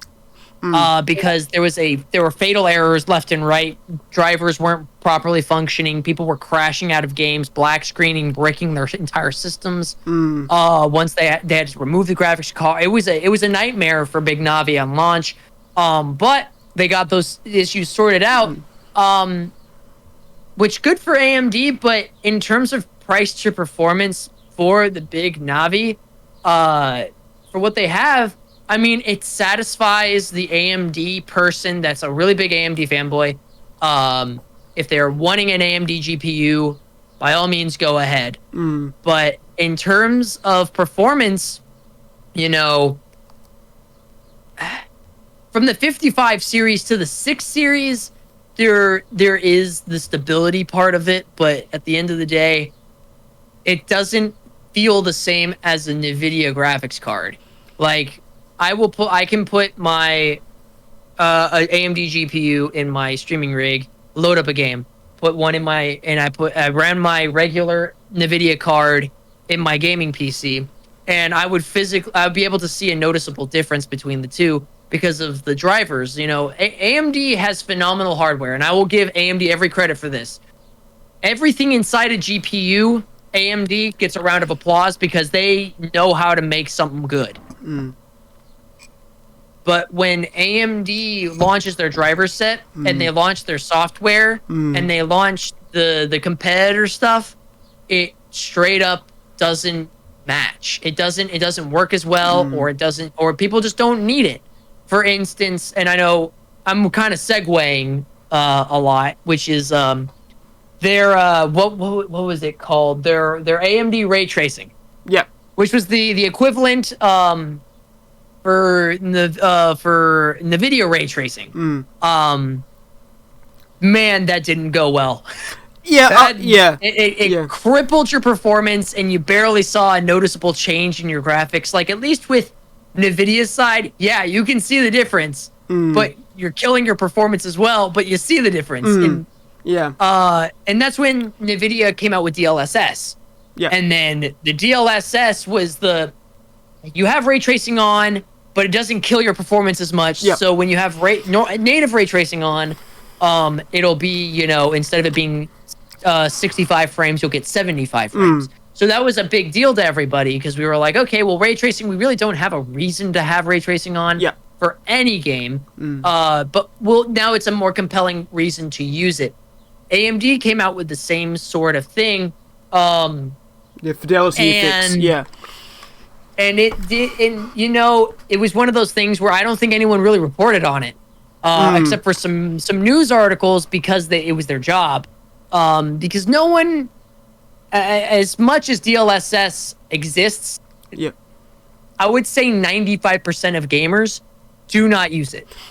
It's a classic argument of price per dollar. What are you paying for, and what are you not using? And it's just one of those things where NVIDIA, when they launched ray tracing back in the 20 series, it was kind of their, hey, look, ray tracing. It's ray tracing. It just works. Ray tracing. It just works. It's magic. And everyone went, awesome. What about that performance without ray tracing? Yeah. And that was the big thing, was everyone in their reviews and their tech reviews were using ray tracing versus non-ray tracing, and everyone kind of agreed. Ray tracing is a joke. Always have it disabled, never turn it on. The only cards that I will kind of accept that actually can run ray tracing without really messing up and compromising a whole lot of frame rate are the 30 series. The 2080 Ti to an extent. To an extent.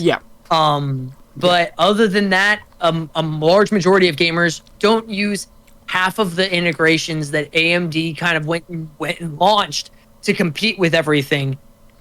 It just wasn't a niche thing that kind of took off. Everyone was wanting ray tracing to take off. Like Jay's 2 cents, for instance, has been quoted multiple times saying, I hope this ray tracing is great. Ray tracing is going to be the future. Ray tracing is going to be this. And at the end of the day, ray tracing still doesn't work. It was a bombshell. It never worked, and it just crippled your frame rates. And people were like, why would I want that on for a tiny bit of increased details where I can see myself in the shadows? And I can see my reflection in my sword that I'm holding. It wasn't, the trade-off wasn't there. And I suppose I will go back a little bit, because you've moved topics a little bit, so I guess I'll... I apologize. It's all good. It's all good. One thing is, it leads right into the next thing. It does, thing. Exactly. And I suppose that's why I put that there. And I guess with the 5000 series, it was a test. The RX 5000 series, it was a test, and they knew that they weren't going to compete on the very high end with that, and it was the last sort of hybrid system they had that was still compatible with GSEN, but also had the RDNA features, that obviously came to full fruition with the RX 6000 series. And unfortunately, they kind of botched the RX 5000 series launch, because there was that whole debated meme about AMD changing the prices last minute on the cards because they were launching them too high. And honestly, there's nothing wrong with the 5700 XT if you want a 2070 Super. Yes, the drivers were broken at launch. I agree. The driver team obviously needs a good shake-up, and the software stack. I like AMD drivers. I don't like the NVIDIA what is this? What is this service that they use now? I keep forgetting what the hell it's called. The GeForce Experience. GeForce Experience. I don't like the fact you need an account to use it. Like that kind. Yeah, that was something they changed recently. Oh, and I'm really? also not a fan of that. Okay, yeah. There was originally you could just download the drivers whenever you needed to, and then just keep it updated without even having an account to sign in. Yeah. Now I think the reason they're doing that is so you know how Steam has their analytics that every once in a while they'll ask for a hardware summary. Yeah. And you send it off, and it basically gives a dynamic range of what everyone is really using in their system. Yeah. I think GeForce is using that to kind of target their base of what needs to happen in their inside of their line of GPUs. Yeah. And all that good stuff. So I personally don't mind it because of the fact that like I always just hit remember me and it will never forget me ever. Yeah. So that I don't really have an issue with. I do understand that like that is just another inconvenience. I completely understand. But in terms of like you said, for instance, the encoders. AMD's encoders are good. I would say it's good / okay. NVIDIA, and they're getting better. Believe me, they are. Oh my God, their encoders have been through some of the worst I've ever seen to now actually becoming something of actual encoding. Yeah. It's just NVIDIA has always had phenomenal encoders. Like that's one of the big reasons why streamers and YouTubers, they all get the newest stuff because of their encoders. They could care less about the some performance. of them could care less about the performance upgrades. Yeah. They just want the new encoder because the encoder can, like for instance, in the 30 series, can encode in up to 2K resolution, 60 FPS. Yeah. On Shadowplay native. And that's something the 20 series wishes it could do. Yeah. Absolutely. Yeah. So, like I said, between Team Red and its graphics lines, their CPUs kind of dominate their GPUs in a way. Absolutely. Yeah. But they're getting there. Yeah. The CPU scene is getting there much faster than the GPU scene, and I understand that they are not a GPU company; they are a CPU-oriented company. That's fine. All means, that is fine. But if they do want to be known in this scene, and it kind of seems like they do want to be known in this scene, they have to put something up against NVIDIA, which is the king, the throne, the end-all, be-all is NVIDIA. Everyone will have a NVIDIA graphic. They like own I said, 80 or 90% of the market. Yeah. They have to step up. They have to step up and do something. And they have been on top. You know, the R9 290X was a brilliant GPU. It came out of left field, and nobody expected to actually beat not only the 680, but the 780 and the Titan for about half the price of what NVIDIA was offering with those class of GPUs. But then they came back with the 780 Ti, and they sort of beat them and that sort of has been the case ever since. They just haven't quite competed at the top level. You know, the R9 Fury and the Fury X, which was a really cool GPU, and quite, really, really underrated in my opinion, wasn't a 980 Ti killer. And then the Vega 64, really big hype around Vega and poor NVIDIA, poor voltage. And I suppose Volta was probably coming out at that time, was due to, even though it didn't. They didn't compete with the 1080 Ti. They weren't quite there. And that's been sad, because I think the 6900 XT is the closest they've been to the top for a long time. It's within 10% of the 3090, but that's just enough for people just to detract from the fact that it's not a good enough GPU. And even though it's priced competitively enough with it, if scalpers weren't in the market, of course, if there was a more value option, people would probably go, if I'm getting 10% less performance for 20% less price, I'd buy one. But yeah, it's just, as you said, they need that card again. They need that fame of the 290X and what that had, and how that was it dominated the market for about 6 or 7 months before Nvidia came out with the 7080 Ti and the Titan Black, I think it was at the time. Yeah. And then the R9 290, the 295 X2, I had one. That was a brilliant card. When Crossfire worked, of course. Crossfire and SLI are dead, RIP. But, but we'll talk about that probably a little bit more later on as well, in terms of what 4K and all that sort of business at the end. But what other topics ray tracing. Yeah, I suppose just did move on to that slightly. It's sad, I think, really, because obviously they were hoping that with the consoles people were promised ray tracing because they wanted that really cinematic experience at 4K on the consoles. And I thought, well, if we can integrate it properly into our GPUs on the desktop, then people would want to see it on consoles as well. And that's unfortunately, it's not there, because I believe games have not been built from the ground up to support ray tracing. If they did, if the game engines were so out there and so radical in their ideas about ray tracing, it would be a superior thing, because we've been on this idea of this 2D graphics molded into a 3D world sort of system and trying to shoehorn ray tracing in there. It just doesn't work, because nothing's optimized for it. Nothing's actually built for it. And I believe it is the games that are designed for it are now getting released in November of 2021. Yeah. When this idea was 2 years old. Yeah. So, Battlefield 5 was one of the very few games that actually worked when it came out that it actually, the dev team went back and designed it to make sure that that ray tracing actually was functional. Yeah. And it was, I think, one of 3 titles. Yep, it came on launch. 3 titles that were the only ones that supported ray tracing at the time. Metro Exodus, meh.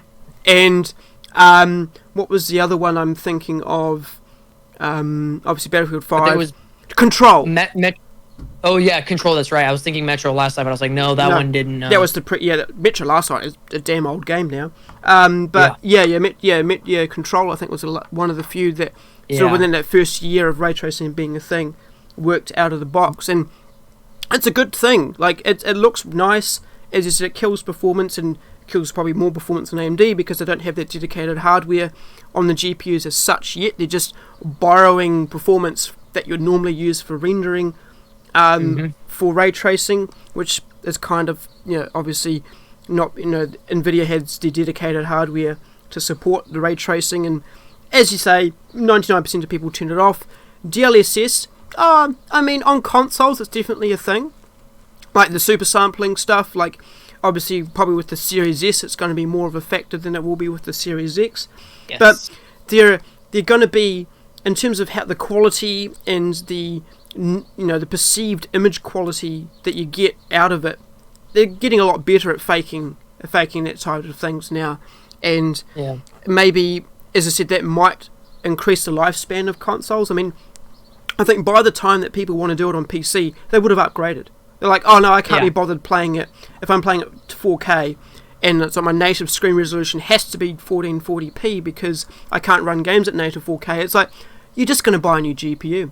It's just how it's going to work. And unfortunately, that's just if people don't want to deal with that performance degradation over time, then they'll just upgrade. But you can't do that with the console. And it's so it's almost like they're building these features for a system that doesn't really need them as such. It's kind of like laptops and these really highly power efficient, systems. It's like they're actually building these systems for a laptop, not for a desktop PC, which people don't care about power consumption. And again, we can probably talk about that a little bit more down the line for sure. And with ray tracing, obviously, it's just a completely different ball game on Nvidia, and obviously they said they spent 10 years building it. Their hardware that they've wanted to create in the RTX 2000 series, and if you're going to put that much time and effort and the market cap that Nvidia has, of course you're going to produce a superior product. And that's unfortunate because obviously Nvidia doesn't. Obviously, they're probably a bit salty that they don't have the consoles. They don't have that agreement with Sony and Microsoft for that. But it's interesting for sure. And I suppose to finish off that, completely a little bit off topic a little bit, but the 1080 Ti was a brilliant GPU, brilliant GPU, and I think it still is today. And if you want a non-ray tracing GPU and you're happy playing at sort of mid 1440p, high high refresh rate, that's really good way to go. And I'll be sad once they end the driver support for the 10 series, which I suppose segues into the 300 series driver support ending as of a couple of months ago. Because obviously with shitty times at the moment, people can't get GPUs, and people are probably still using these products. Obviously not longer getting any optimized for. Well, the 300 series is an old series. I mean, that's probably about 2013, I think, at this point. Because there's obviously R9 Fury and stuff like that. People are probably still using them, and obviously, like, Nvidia's just dropped support for the 700 series as well. But we'll talk about that probably later on or in another episode as well. But the 2020. I think it's a 25.1.6, 21.5.6 was the last driver package to support. Wow. The 300 series, the R9 300 series GPUs. That's 20. Those are current ones. Those are 2016. So early 2016 and back. Yeah. All the way to May of 2015 is when So basically, for the R9s, the R9s launched in May of 2015. Yeah. So that is kind of a gutsy call. Yeah. I get why. Okay, so I get why they're doing it. It's a money play. It's a legacy product too. Yeah. Yeah. It's 100% like, hey, it's the same thing with when you upgrade from Windows 7 to Windows 10. Yeah. They were like, hey, after a certain point, you can still use it. Just know that you're not getting any security updates, any driver support. Not that you can't do. You're not going to get any further updates. Yeah, absolutely. I think it's kind of it's a weird power move. Yeah. Like for instance, if that'd be like NVIDIA going, hey, by the way, the 10 series are no longer being supported. Everyone on the gaming industry would go, I'm sorry, what? Yeah. And I wonder if they have analytics to show that only X percentage, maybe like 4% of their market share of cards that are out in the wild are used. Yeah. I wonder if there's such a small margin that they went, okay, since there's nothing there, we're shutting down the service so we can allocate to other things. Yeah. That would make sense to me, but the fact that they're shutting down from that point. Because 2015 is still. I didn't realize it was 2015. I thought it might have been earlier than that, but obviously it isn't. It's still fairly. That's fairly recent. Yeah. Yeah. So, I mean, it's 6 years old, but it's still in the tech industry. That's still kind of new. Yeah. I'm sorry. I wouldn't say new. I would say the one tier below it. So used. Yeah. Used. Yeah. But I would. It's still very much like if I were to buy a computer today. And I wanted to put in if I wanted to just get a build real quick, I'd absolutely look up an R9 and go, okay, well there's your budgeted GPU from whatever marketplace I can find it from, and there you go. Yeah. And you put a system together for $300 or $400. Yeah, and it's like it would be a very budgeted build, but by them removing that market entirely is kind of. And like I said, it's a money power move that doesn't quite make sense for AMD. But then again, at the end of the day, AMD has to do what's best in the interest of AMD. Absolutely, yeah. That we're just a consumer. I know people believe that they care about us and what we want to do, and all that. Oh, sorry. Oh, did I? You did cut out there for a second. Yeah. Oh no, you're. I think we're fixed now. Okay, awesome. Yeah, people believe that companies care about you and all that sort of carry on, but in the end of the day, we're the consumer, and they, as I said, it's what we're wanting to do is support our investors and get the most money we can out of our products. And and it's unfortunate because like with the times that are happening now, and the people not being able to find cards, and these are probably still quite common on the used market. It's a shame that AMD and Nvidia as well has ended support for the 700 series GPUs. I think as of now or very soon, but as I say, I'll probably talk about that at the end or in a future episode there as well. I talked about SVSR, we did talk about that earlier, so we'll probably move on from that. What is next on our topic list? So now we're going to talk about the future. That was sort of talking about the past of AMD and what they've done and what they're currently doing. So now we can talk a little bit more with our tinfoil hats on, a bit of speculation, a little bit about what we'll be looking at with future products. And I guess this next one was quite different. People were really not anticipating seeing another CPU potentially on the AM4 socket, because people thought we're going to go AM5, we're going to go DDR5, we're going to go PCIe 5, but this is actually again a bit of a power play from AMD, and quite ballsy that they are going to release a Zen 3 chip with a bulk cache on the chiplets. I think they're going to be doing about 256 megabytes of cache on for the CPU, 192 megabytes of cache glued to the top of their CPUs, which is pretty insane actually. And they're claiming sort of on average a 15 to 20% IPC increase, the instructions per clock, by the way, which is how many instructions per gigahertz, per 1 gigahertz, or whatever you want to call it, is completed.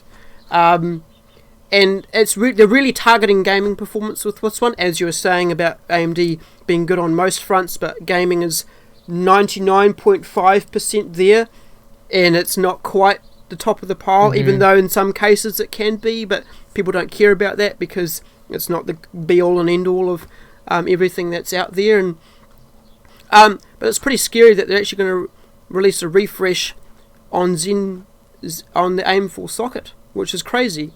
I suppose I want to preface that a little bit before we do go right into what this is about.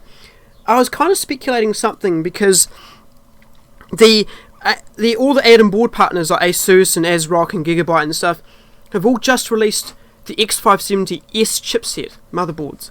I don't know if you've seen those, but they basically the X570. It's like a refresh with the chipset without a chipset fan. They've obviously taken because that was one of the big complaints that the X570 motherboards had, because the chipset is quite a power hungry system, and they've removed the fan. They've made them all passive. And it's like, why would they go out of their way to re-release motherboards that are perfectly good now? You know, there's nothing wrong. X570 are incredible, actually, really. And they've gone and re-released them. Why would they have gone and done that? I have a theory, and so the reason I think they're doing this with the CPU launch is because of AMD's 12th gen. Oh, Intel's 12th gen. CPUs. Oh, for sure, absolutely. I have a feeling that they're just trying to put something in there just to say, hey, we're still here. You can use this if you want. We're not really going balls to the wall. No, not yet. And in terms of motherboard redoing them, they could be doing it where the motherboard companies, the APIs, are using this as an opportunity to prepare themselves for Windows 11. Yeah, that's true. With Windows 11, you have to have a lot of stuff that traditionally motherboards don't have enabled or even have the ability to do. Yeah. So that could be a possibility. I'm not. That does not mean that I'm confirming that or anything. It's just a guess on my part. Yeah. But back to the CPU, itself, where I love the graphics. So the graphic they have, I don't know if you can pull it up on screen. where it says the 3D V-Cache technology performance uplift across gaming. Yeah, that's what I've got And they've got Dota 2, Gears 5, Monster Hunter World, League of Legends, and Fortnite. Yeah, that's what I've got. Yeah. And it's an interesting graphic because some of them they run in DirectX 11 and some they run in DirectX 12. Correct. Yeah, or Vulkan. And these are light titles. These are a lot of light titles. So it makes me wonder. So AMD has done this before. Oh, they'll compare apples to apples. Yeah. But in a low power game like League of Legends, they for some reason, and this bothers the hell out of me. When Miss Sue, I can't remember her first name. Lisa, yeah. Lisa, yes. When Lisa Sue comes out and she goes and she talks about the performance of gaming, and their benchmark is League of Legends. Yep. I don't understand how they can have an impressive benchmark when League of Legends can run on a dual core processor. Yeah. It is designed to run on the simplest things. Yeah. And even if I put League of Legends on my computer, I could probably put it on my computer and hit 400 frames without flinching. Yeah. Oh, so easy. Thousands I'm not of frames. sure. Yeah. I'm not sure how they're going about with these lightweight titles that can run very simply, and they get these benchmarks where they go, oh, it's 1.25 times better than X thing. I'm willing to bet that if I pulled up a Gamer's Nexus video right now on this socket, he'd be saying the exact same thing. Yep. I don't watch this stuff very often. I watch it every month or so when something big happens. Yeah. To keep up with it. But I bet you he's saying the exact same thing of why, if you're such a big CPU company, show us Shadow of Tomb Raider. Show us something that takes so much to run that it really shows the people that are buying these, hey, you're actually getting this percentage. 15% of gaming average is a huge percentage gain. But when you're showing me titles like Dota 2, Gears 5, Monster Hunter World, League of Legends, and Fortnite, you're basically saying, I'm giving you some safe numbers because the big numbers I'm not comfortable giving you yet. I have a theory behind that, and hear me out a little bit. These games have traditionally ran better on Intel CPUs because they're single core games. They rely on that high single core IPC, and they weren't built to be optimized for AMD CPUs. I think traditionally I think that's what they're trying to say is because we've increased our single core performance enough to get this much of a performance uplift, then we can say, oh, well, if we can do well in single core games, multi-core games may be a little bit less on average. You might be looking at 5 or 10% increase in performance. But because most games have not been built from the ground up to support Ryzen CPUs, and therefore console games aren't quite ported, well enough yet to be running as well as they could be, then that's where I think they're trying to make their play, is because they're saying, oh, because these games have been built for Intel, we've been trying to optimize them for AMD. If they can run well on one core, because a lot of games still only use 1 to 4 cores, maybe some are using 6 to an extent, but it's sort of very few and far between just yet, then it's still marketing though at the end of the day. And I think you've got to look through, you've got to read between the lines and go, okay, if they're saying averaging 15 to 20% on these games that are run on an absolute potato, and you can even run them on probably integrated graphics in some instances, then if you can say, okay, if these CPUs have an average of about 8% on the broad spectrum of games that people play nowadays, like Call of Duty, like Shadow of the Tomb Raider, like the really demanding ones, Metro is another one, then if you can get 8% out of that, then that's still pretty impressive. And I think that's, again, we should see something at CES about the broader spectrum of games that they generally do actually have a fairly in-depth conversation about that sort of the more mainstream stuff that people actually are going to play, because I guess this is sort of a leaked slide.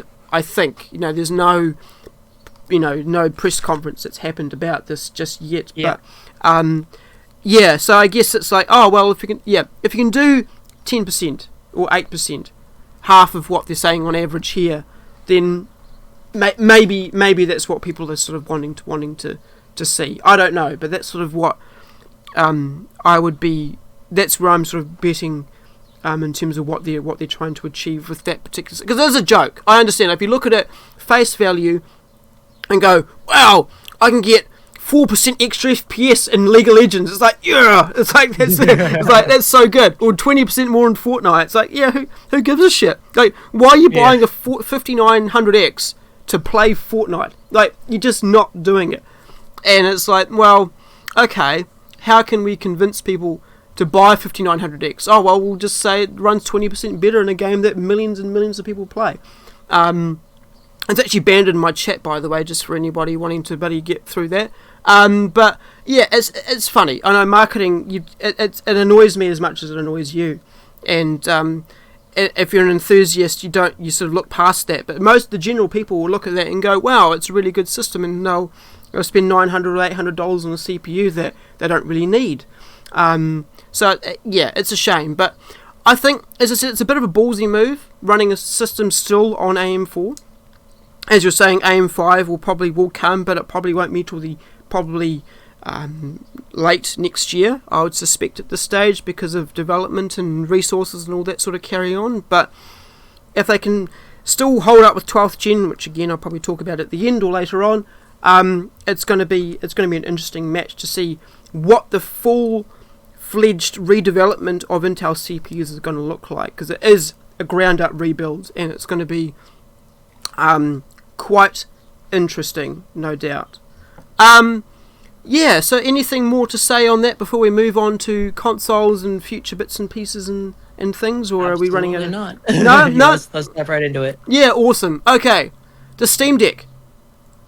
The Valve Steam Deck. What do you know? What are your thoughts? Is it too little, too late for Steam consoles? Is Linux gaming something you're going to be doing?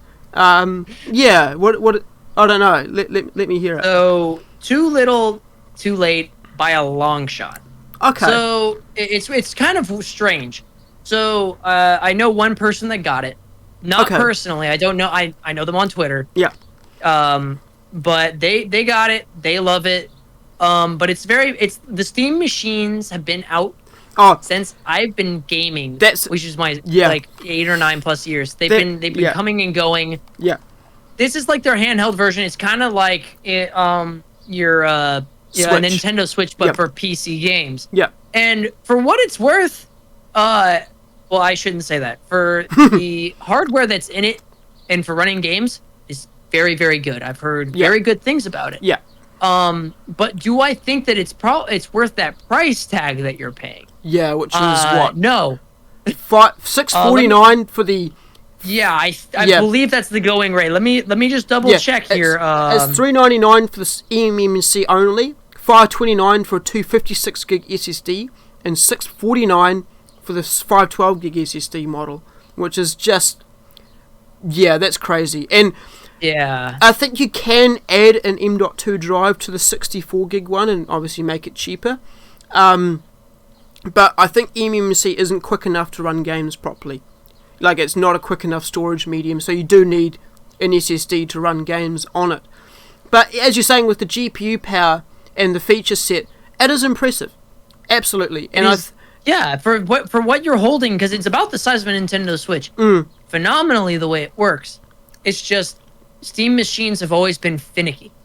And they've Linux. always kind of they've either kind of missed the mark or just barely met the mark. Yeah. It's never that it's a viable option. There's always the and or but in that sentence. Yeah.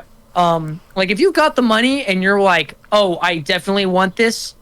I'm not going to tell you what to do with your money. Yeah. You can go out and get it and you're not going to be let down. No.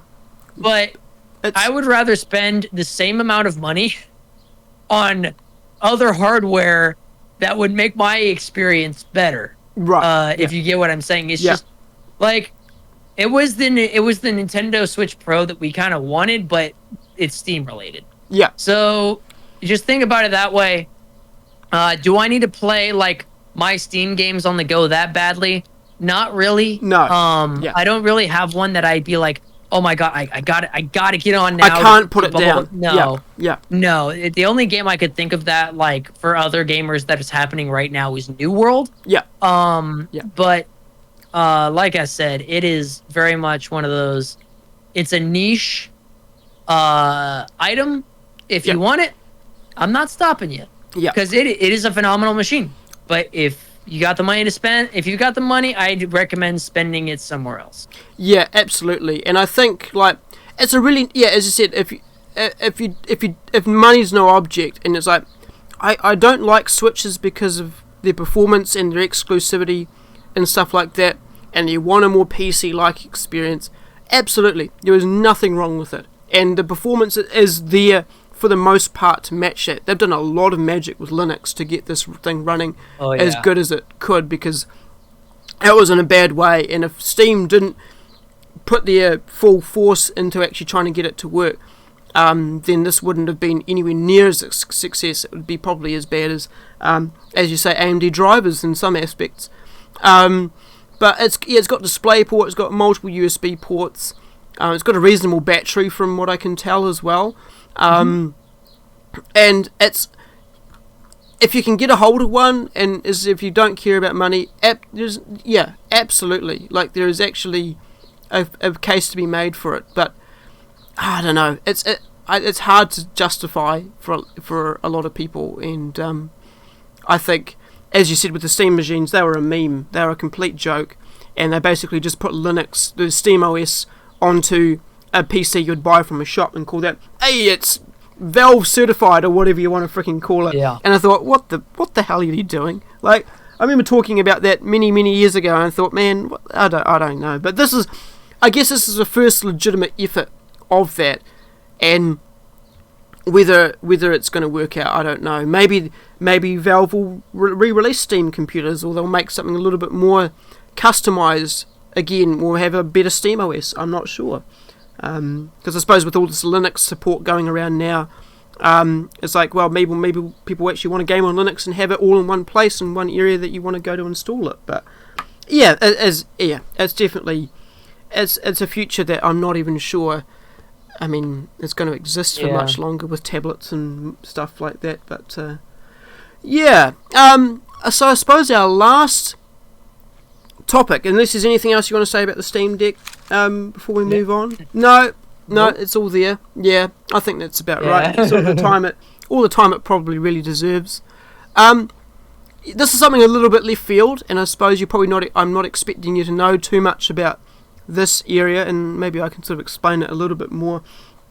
But there's a website that was quite famous for some time, with CPUs you could buy from this particular website that they relentlessly tested and binned for you, so you could go and buy it, and you could plug it into your computer, and it would be guaranteed to run at the particular frequency and voltage that they've tested it at.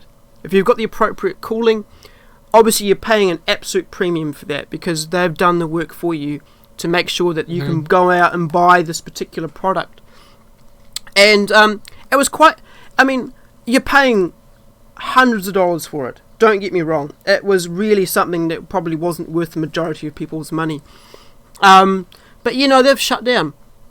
As of probably yesterday for you and 2 days ago for me.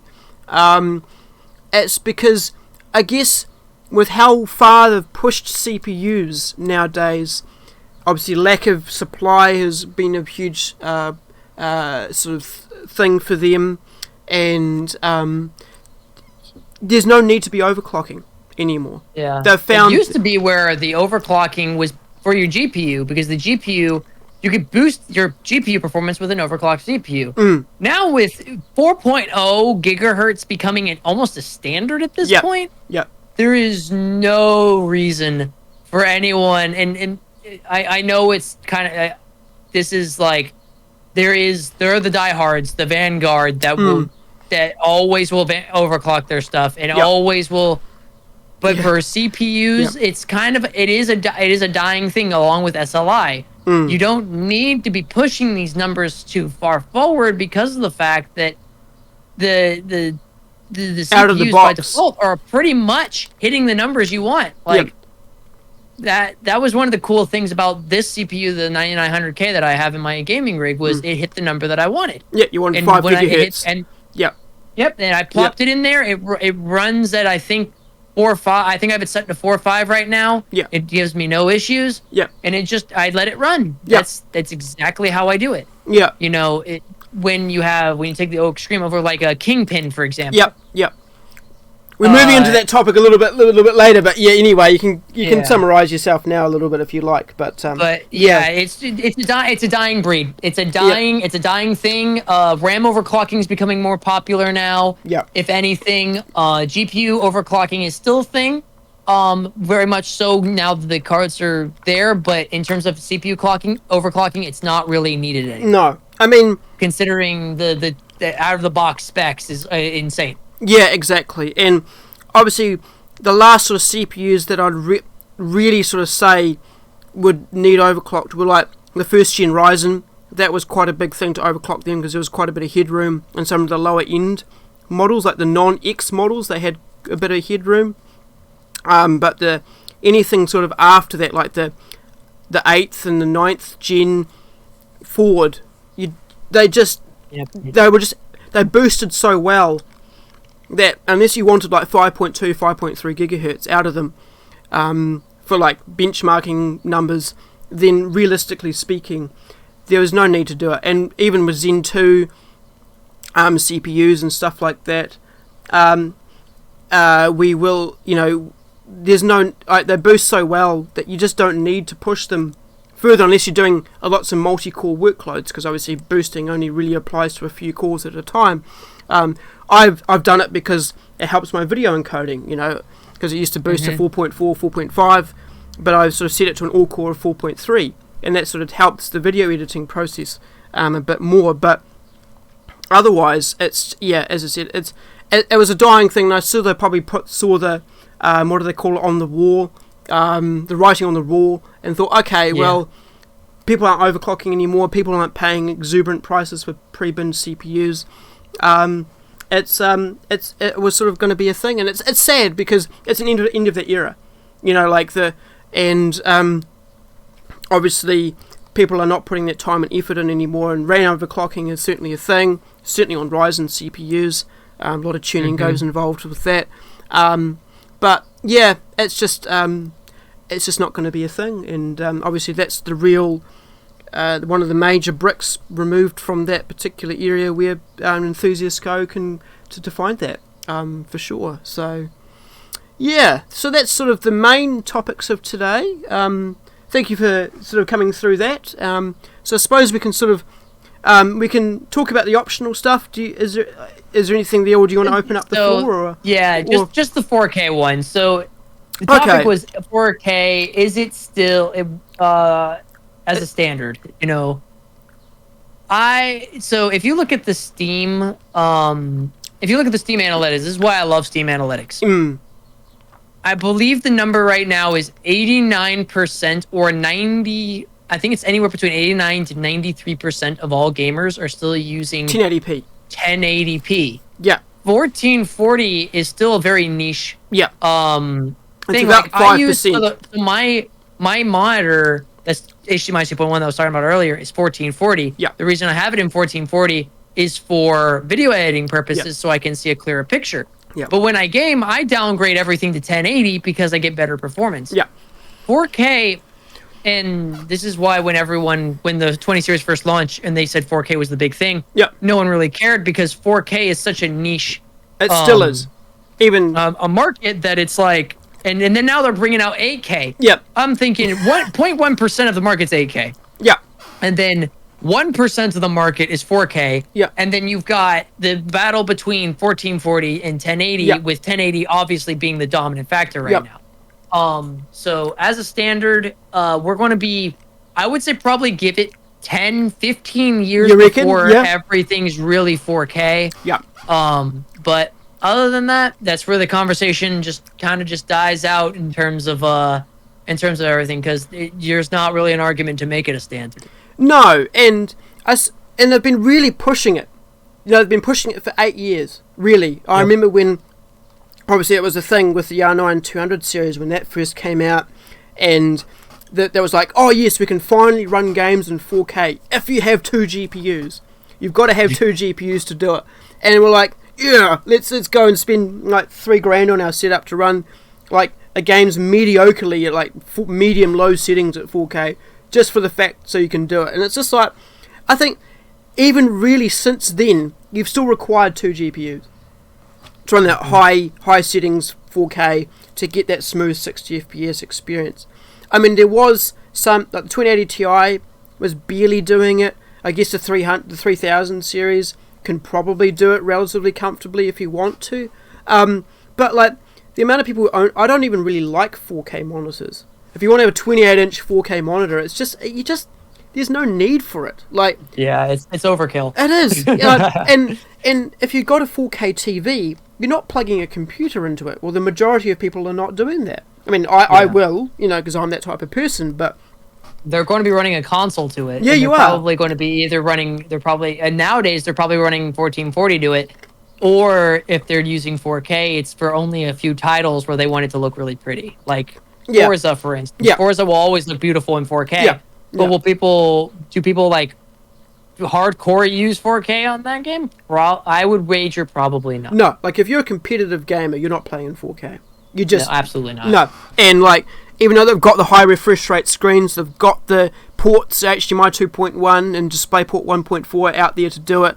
It's just not a thing, and it's like, well, yeah, it's just crazy to sort of see that they really are trying to make it a standard. And that was one of the staples of my program going all the way back to 2016 when I sort of first started this podcast, was like, what are your thoughts on 4K? And I think it still remained the same.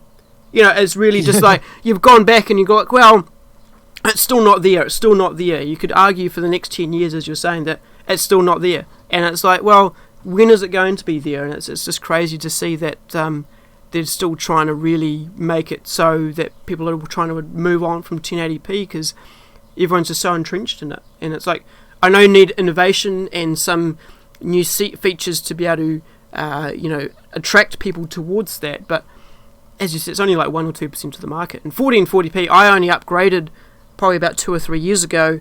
I had a 60Hz panel, and now I've got my 144, and I won't look back to a 60Hz panel, and I like the screen resolution 1440p on a 27-inch monitor, but I don't see any need to upgrade to 4K. And realistically, I don't think I don't actually know anybody with a 4K monitor. I don't know about you, but it's certainly, I know people with 4K TVs, not modders.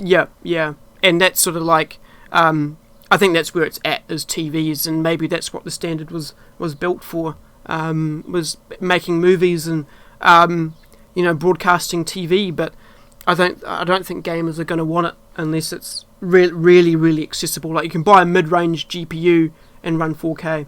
Yeah, I think that's realistically where it's going to be. We did touch briefly on extreme overclocking. We don't have to talk about that, but is there any gaming stuff you want to bring up before we open the floor? Anything you want to, something I don't know about, or something you want to sort of share about games and things like that? I mean, yeah. Just in general, this month's going to be big for game releases. Right now, we're Mario Party Superstars just relaunched.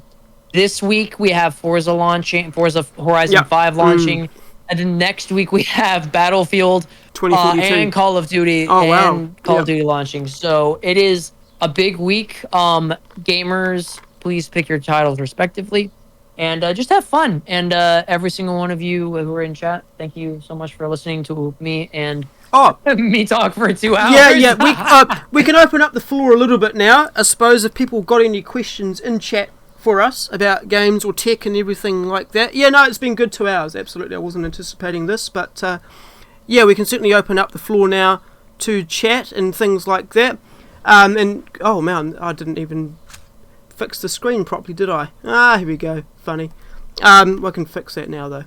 But yeah, if anybody has got any questions or any topics you would like us to talk about, then feel free. This, because we are, I have turned the chat box off and the sound alerts off for the majority of this, but it is now turned on, so because I didn't want to be distracted. But yeah, this is your chance to say hi and do all that sort of stuff. So just for 20 minutes or so, maybe a little bit less depending if people aren't active. But I know we've got 9 viewers, so thank you very much for sticking by us for this 2 hours. But yeah, if anybody has got anything at all about tech, or ask us some advice or about that, then absolutely. I know that there's maybe some people eager, but I know there's some people earlier in chat who said hi. But yeah, I'm just going to leave the floor open a little bit. But if you've got any sort of general sort of tech topics that I didn't really cover today that you want to sort of bring up while we're waiting for questions as well. I know we're sort of ending up a little bit here, but yeah, is there anything you sort of want to go, oh yeah, this would be interesting to hear my perspective on, I suppose. Yeah. Not particularly. We kind of hit on everything from, like you said, from 2 years to now. It's interesting with right now everything's going to be calming down in terms of everything kind of tech. There's not really going to be any big launches except for really cases. Cases are always going to be year round and just kind of come out when they come out. CES is the next year thing. around. Yeah, CES. That's going to be the real eye openers because, like you said, Intel's coming out with a GPU. There's the rumor that we're going to have the next launch for the NVIDIA cards next really? year. I saw a Reddit thread that someone said they think they may actually do something like that. I'm not sure, but all I know is that CES, everyone's going to be looking at CES with wide eyes and kind of looking for some signs of hope, especially in this chip shortage stirred on by COVID. Yeah, absolutely. Yeah, for sure. All right, so I don't think we want to have any questions tonight, but thank you for having me on. Yeah, no, it's been a pleasure. Absolutely, and obviously there's sort of a bit of a work in progress for us, and something that is sort of, I've had, been thinking about this for a long time, and it's like how I'm going to do it, and I'm very glad that you were able to jump at the opportunity, and you've been very insightful and very good to chat to. So it's been great, actually. Really, really happy to sort of have these conversations again, and I can't really schedule these just for the sort of chat out there and people who are following this, because people are overseas and who knows what's going to happen with when they're available and when they're not. So I'm very glad that it's during the daytime for me and sort of in the middle of the night, because that would be kind of annoying. But thank you very much for that again. And don't forget to follow Parkerquake. If you want to drop your links in the chat, feel free. Sure. Absolutely happy for you to do that. I know we were going to organise that earlier with graphics and whatnot, but we're here now, and that's sort of what we were able to do. But it's been a godsend. Links are not working. Are they not? No, they're working. I just messed it. I just did it. Oh, it's not showing up in chat. Oh, did I turn off links? Here, I'll DM it to you. Yeah, That way okay. You can post it. Yeah, awesome, dude. Thank you. There you go. Uh-oh.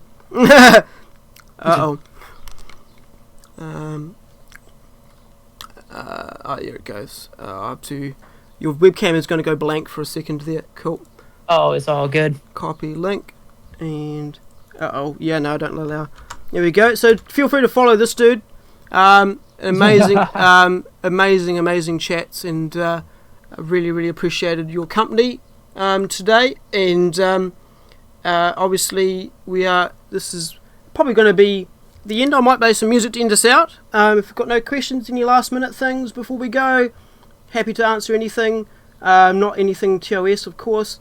But feel free to go. He's probably going to be streaming after this, I think you said. Yeah. Yeah, I'm gonna see, just depending on what's going on tonight. I'll probably take a 15-minute break here to take care of some real life stuff, and then if I do stream, I'll go live.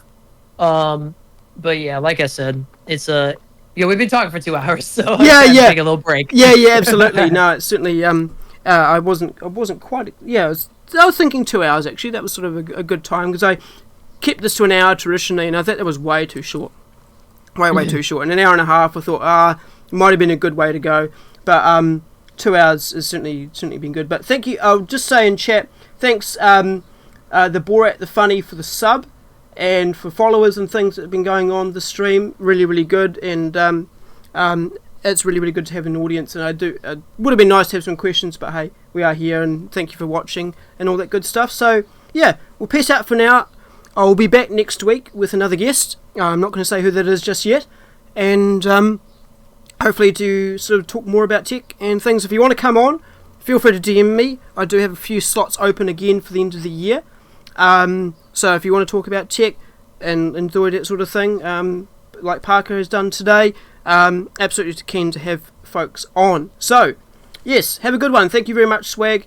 Thanks, Parker, Kitty, Kinder No, Pies Gaming, Bought the Funny, has been in chat today. Awesome stuff there.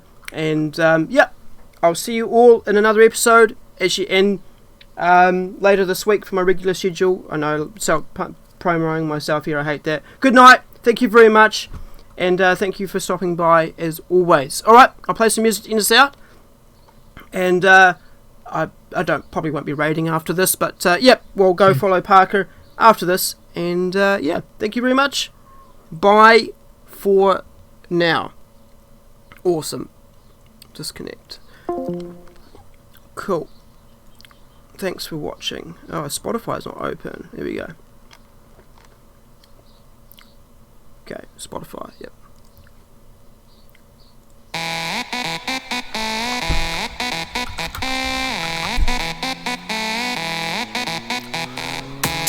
So I didn't mean to disconnect. Didn't mean to disconnect. Your car goes boo boo ba. Your car goes brap brap brap.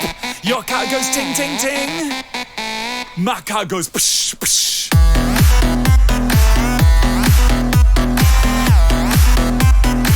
My car goes psh psh. Sorry Parker, I didn't actually mean to disconnect, but thanks for stopping by again, as always. Awesome.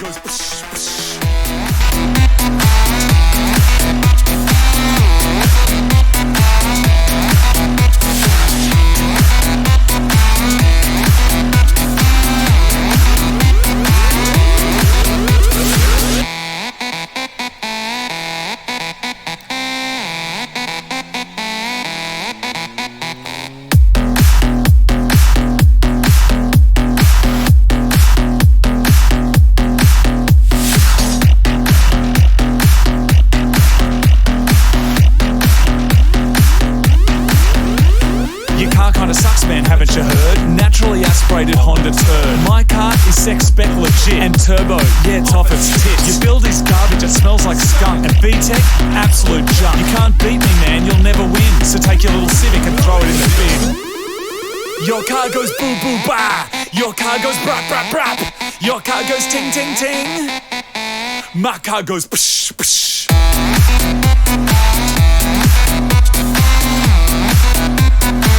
My car goes psh psh.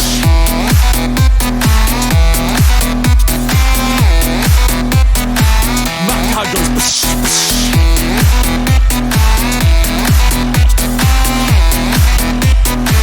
My car goes psh psh.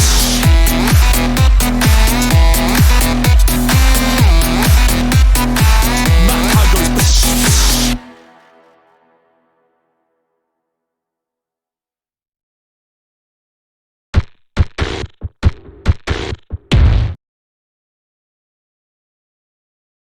Thanks again, everybody. Really appreciate the views. Probably not going to raid out today. This will be on YouTube. And if you want to come follow my more regular content, Friday night at 8 PM New Zealand, Saturday and Sunday, which is about 11 PM, I believe. Sorry, I forgot to talk about that earlier. But, yep, thank you very much. Just about to end up now. Awesome stuff. We'll see you all again another time, hopefully. Peace out for now. We'll do a webcam scene. Bye bye.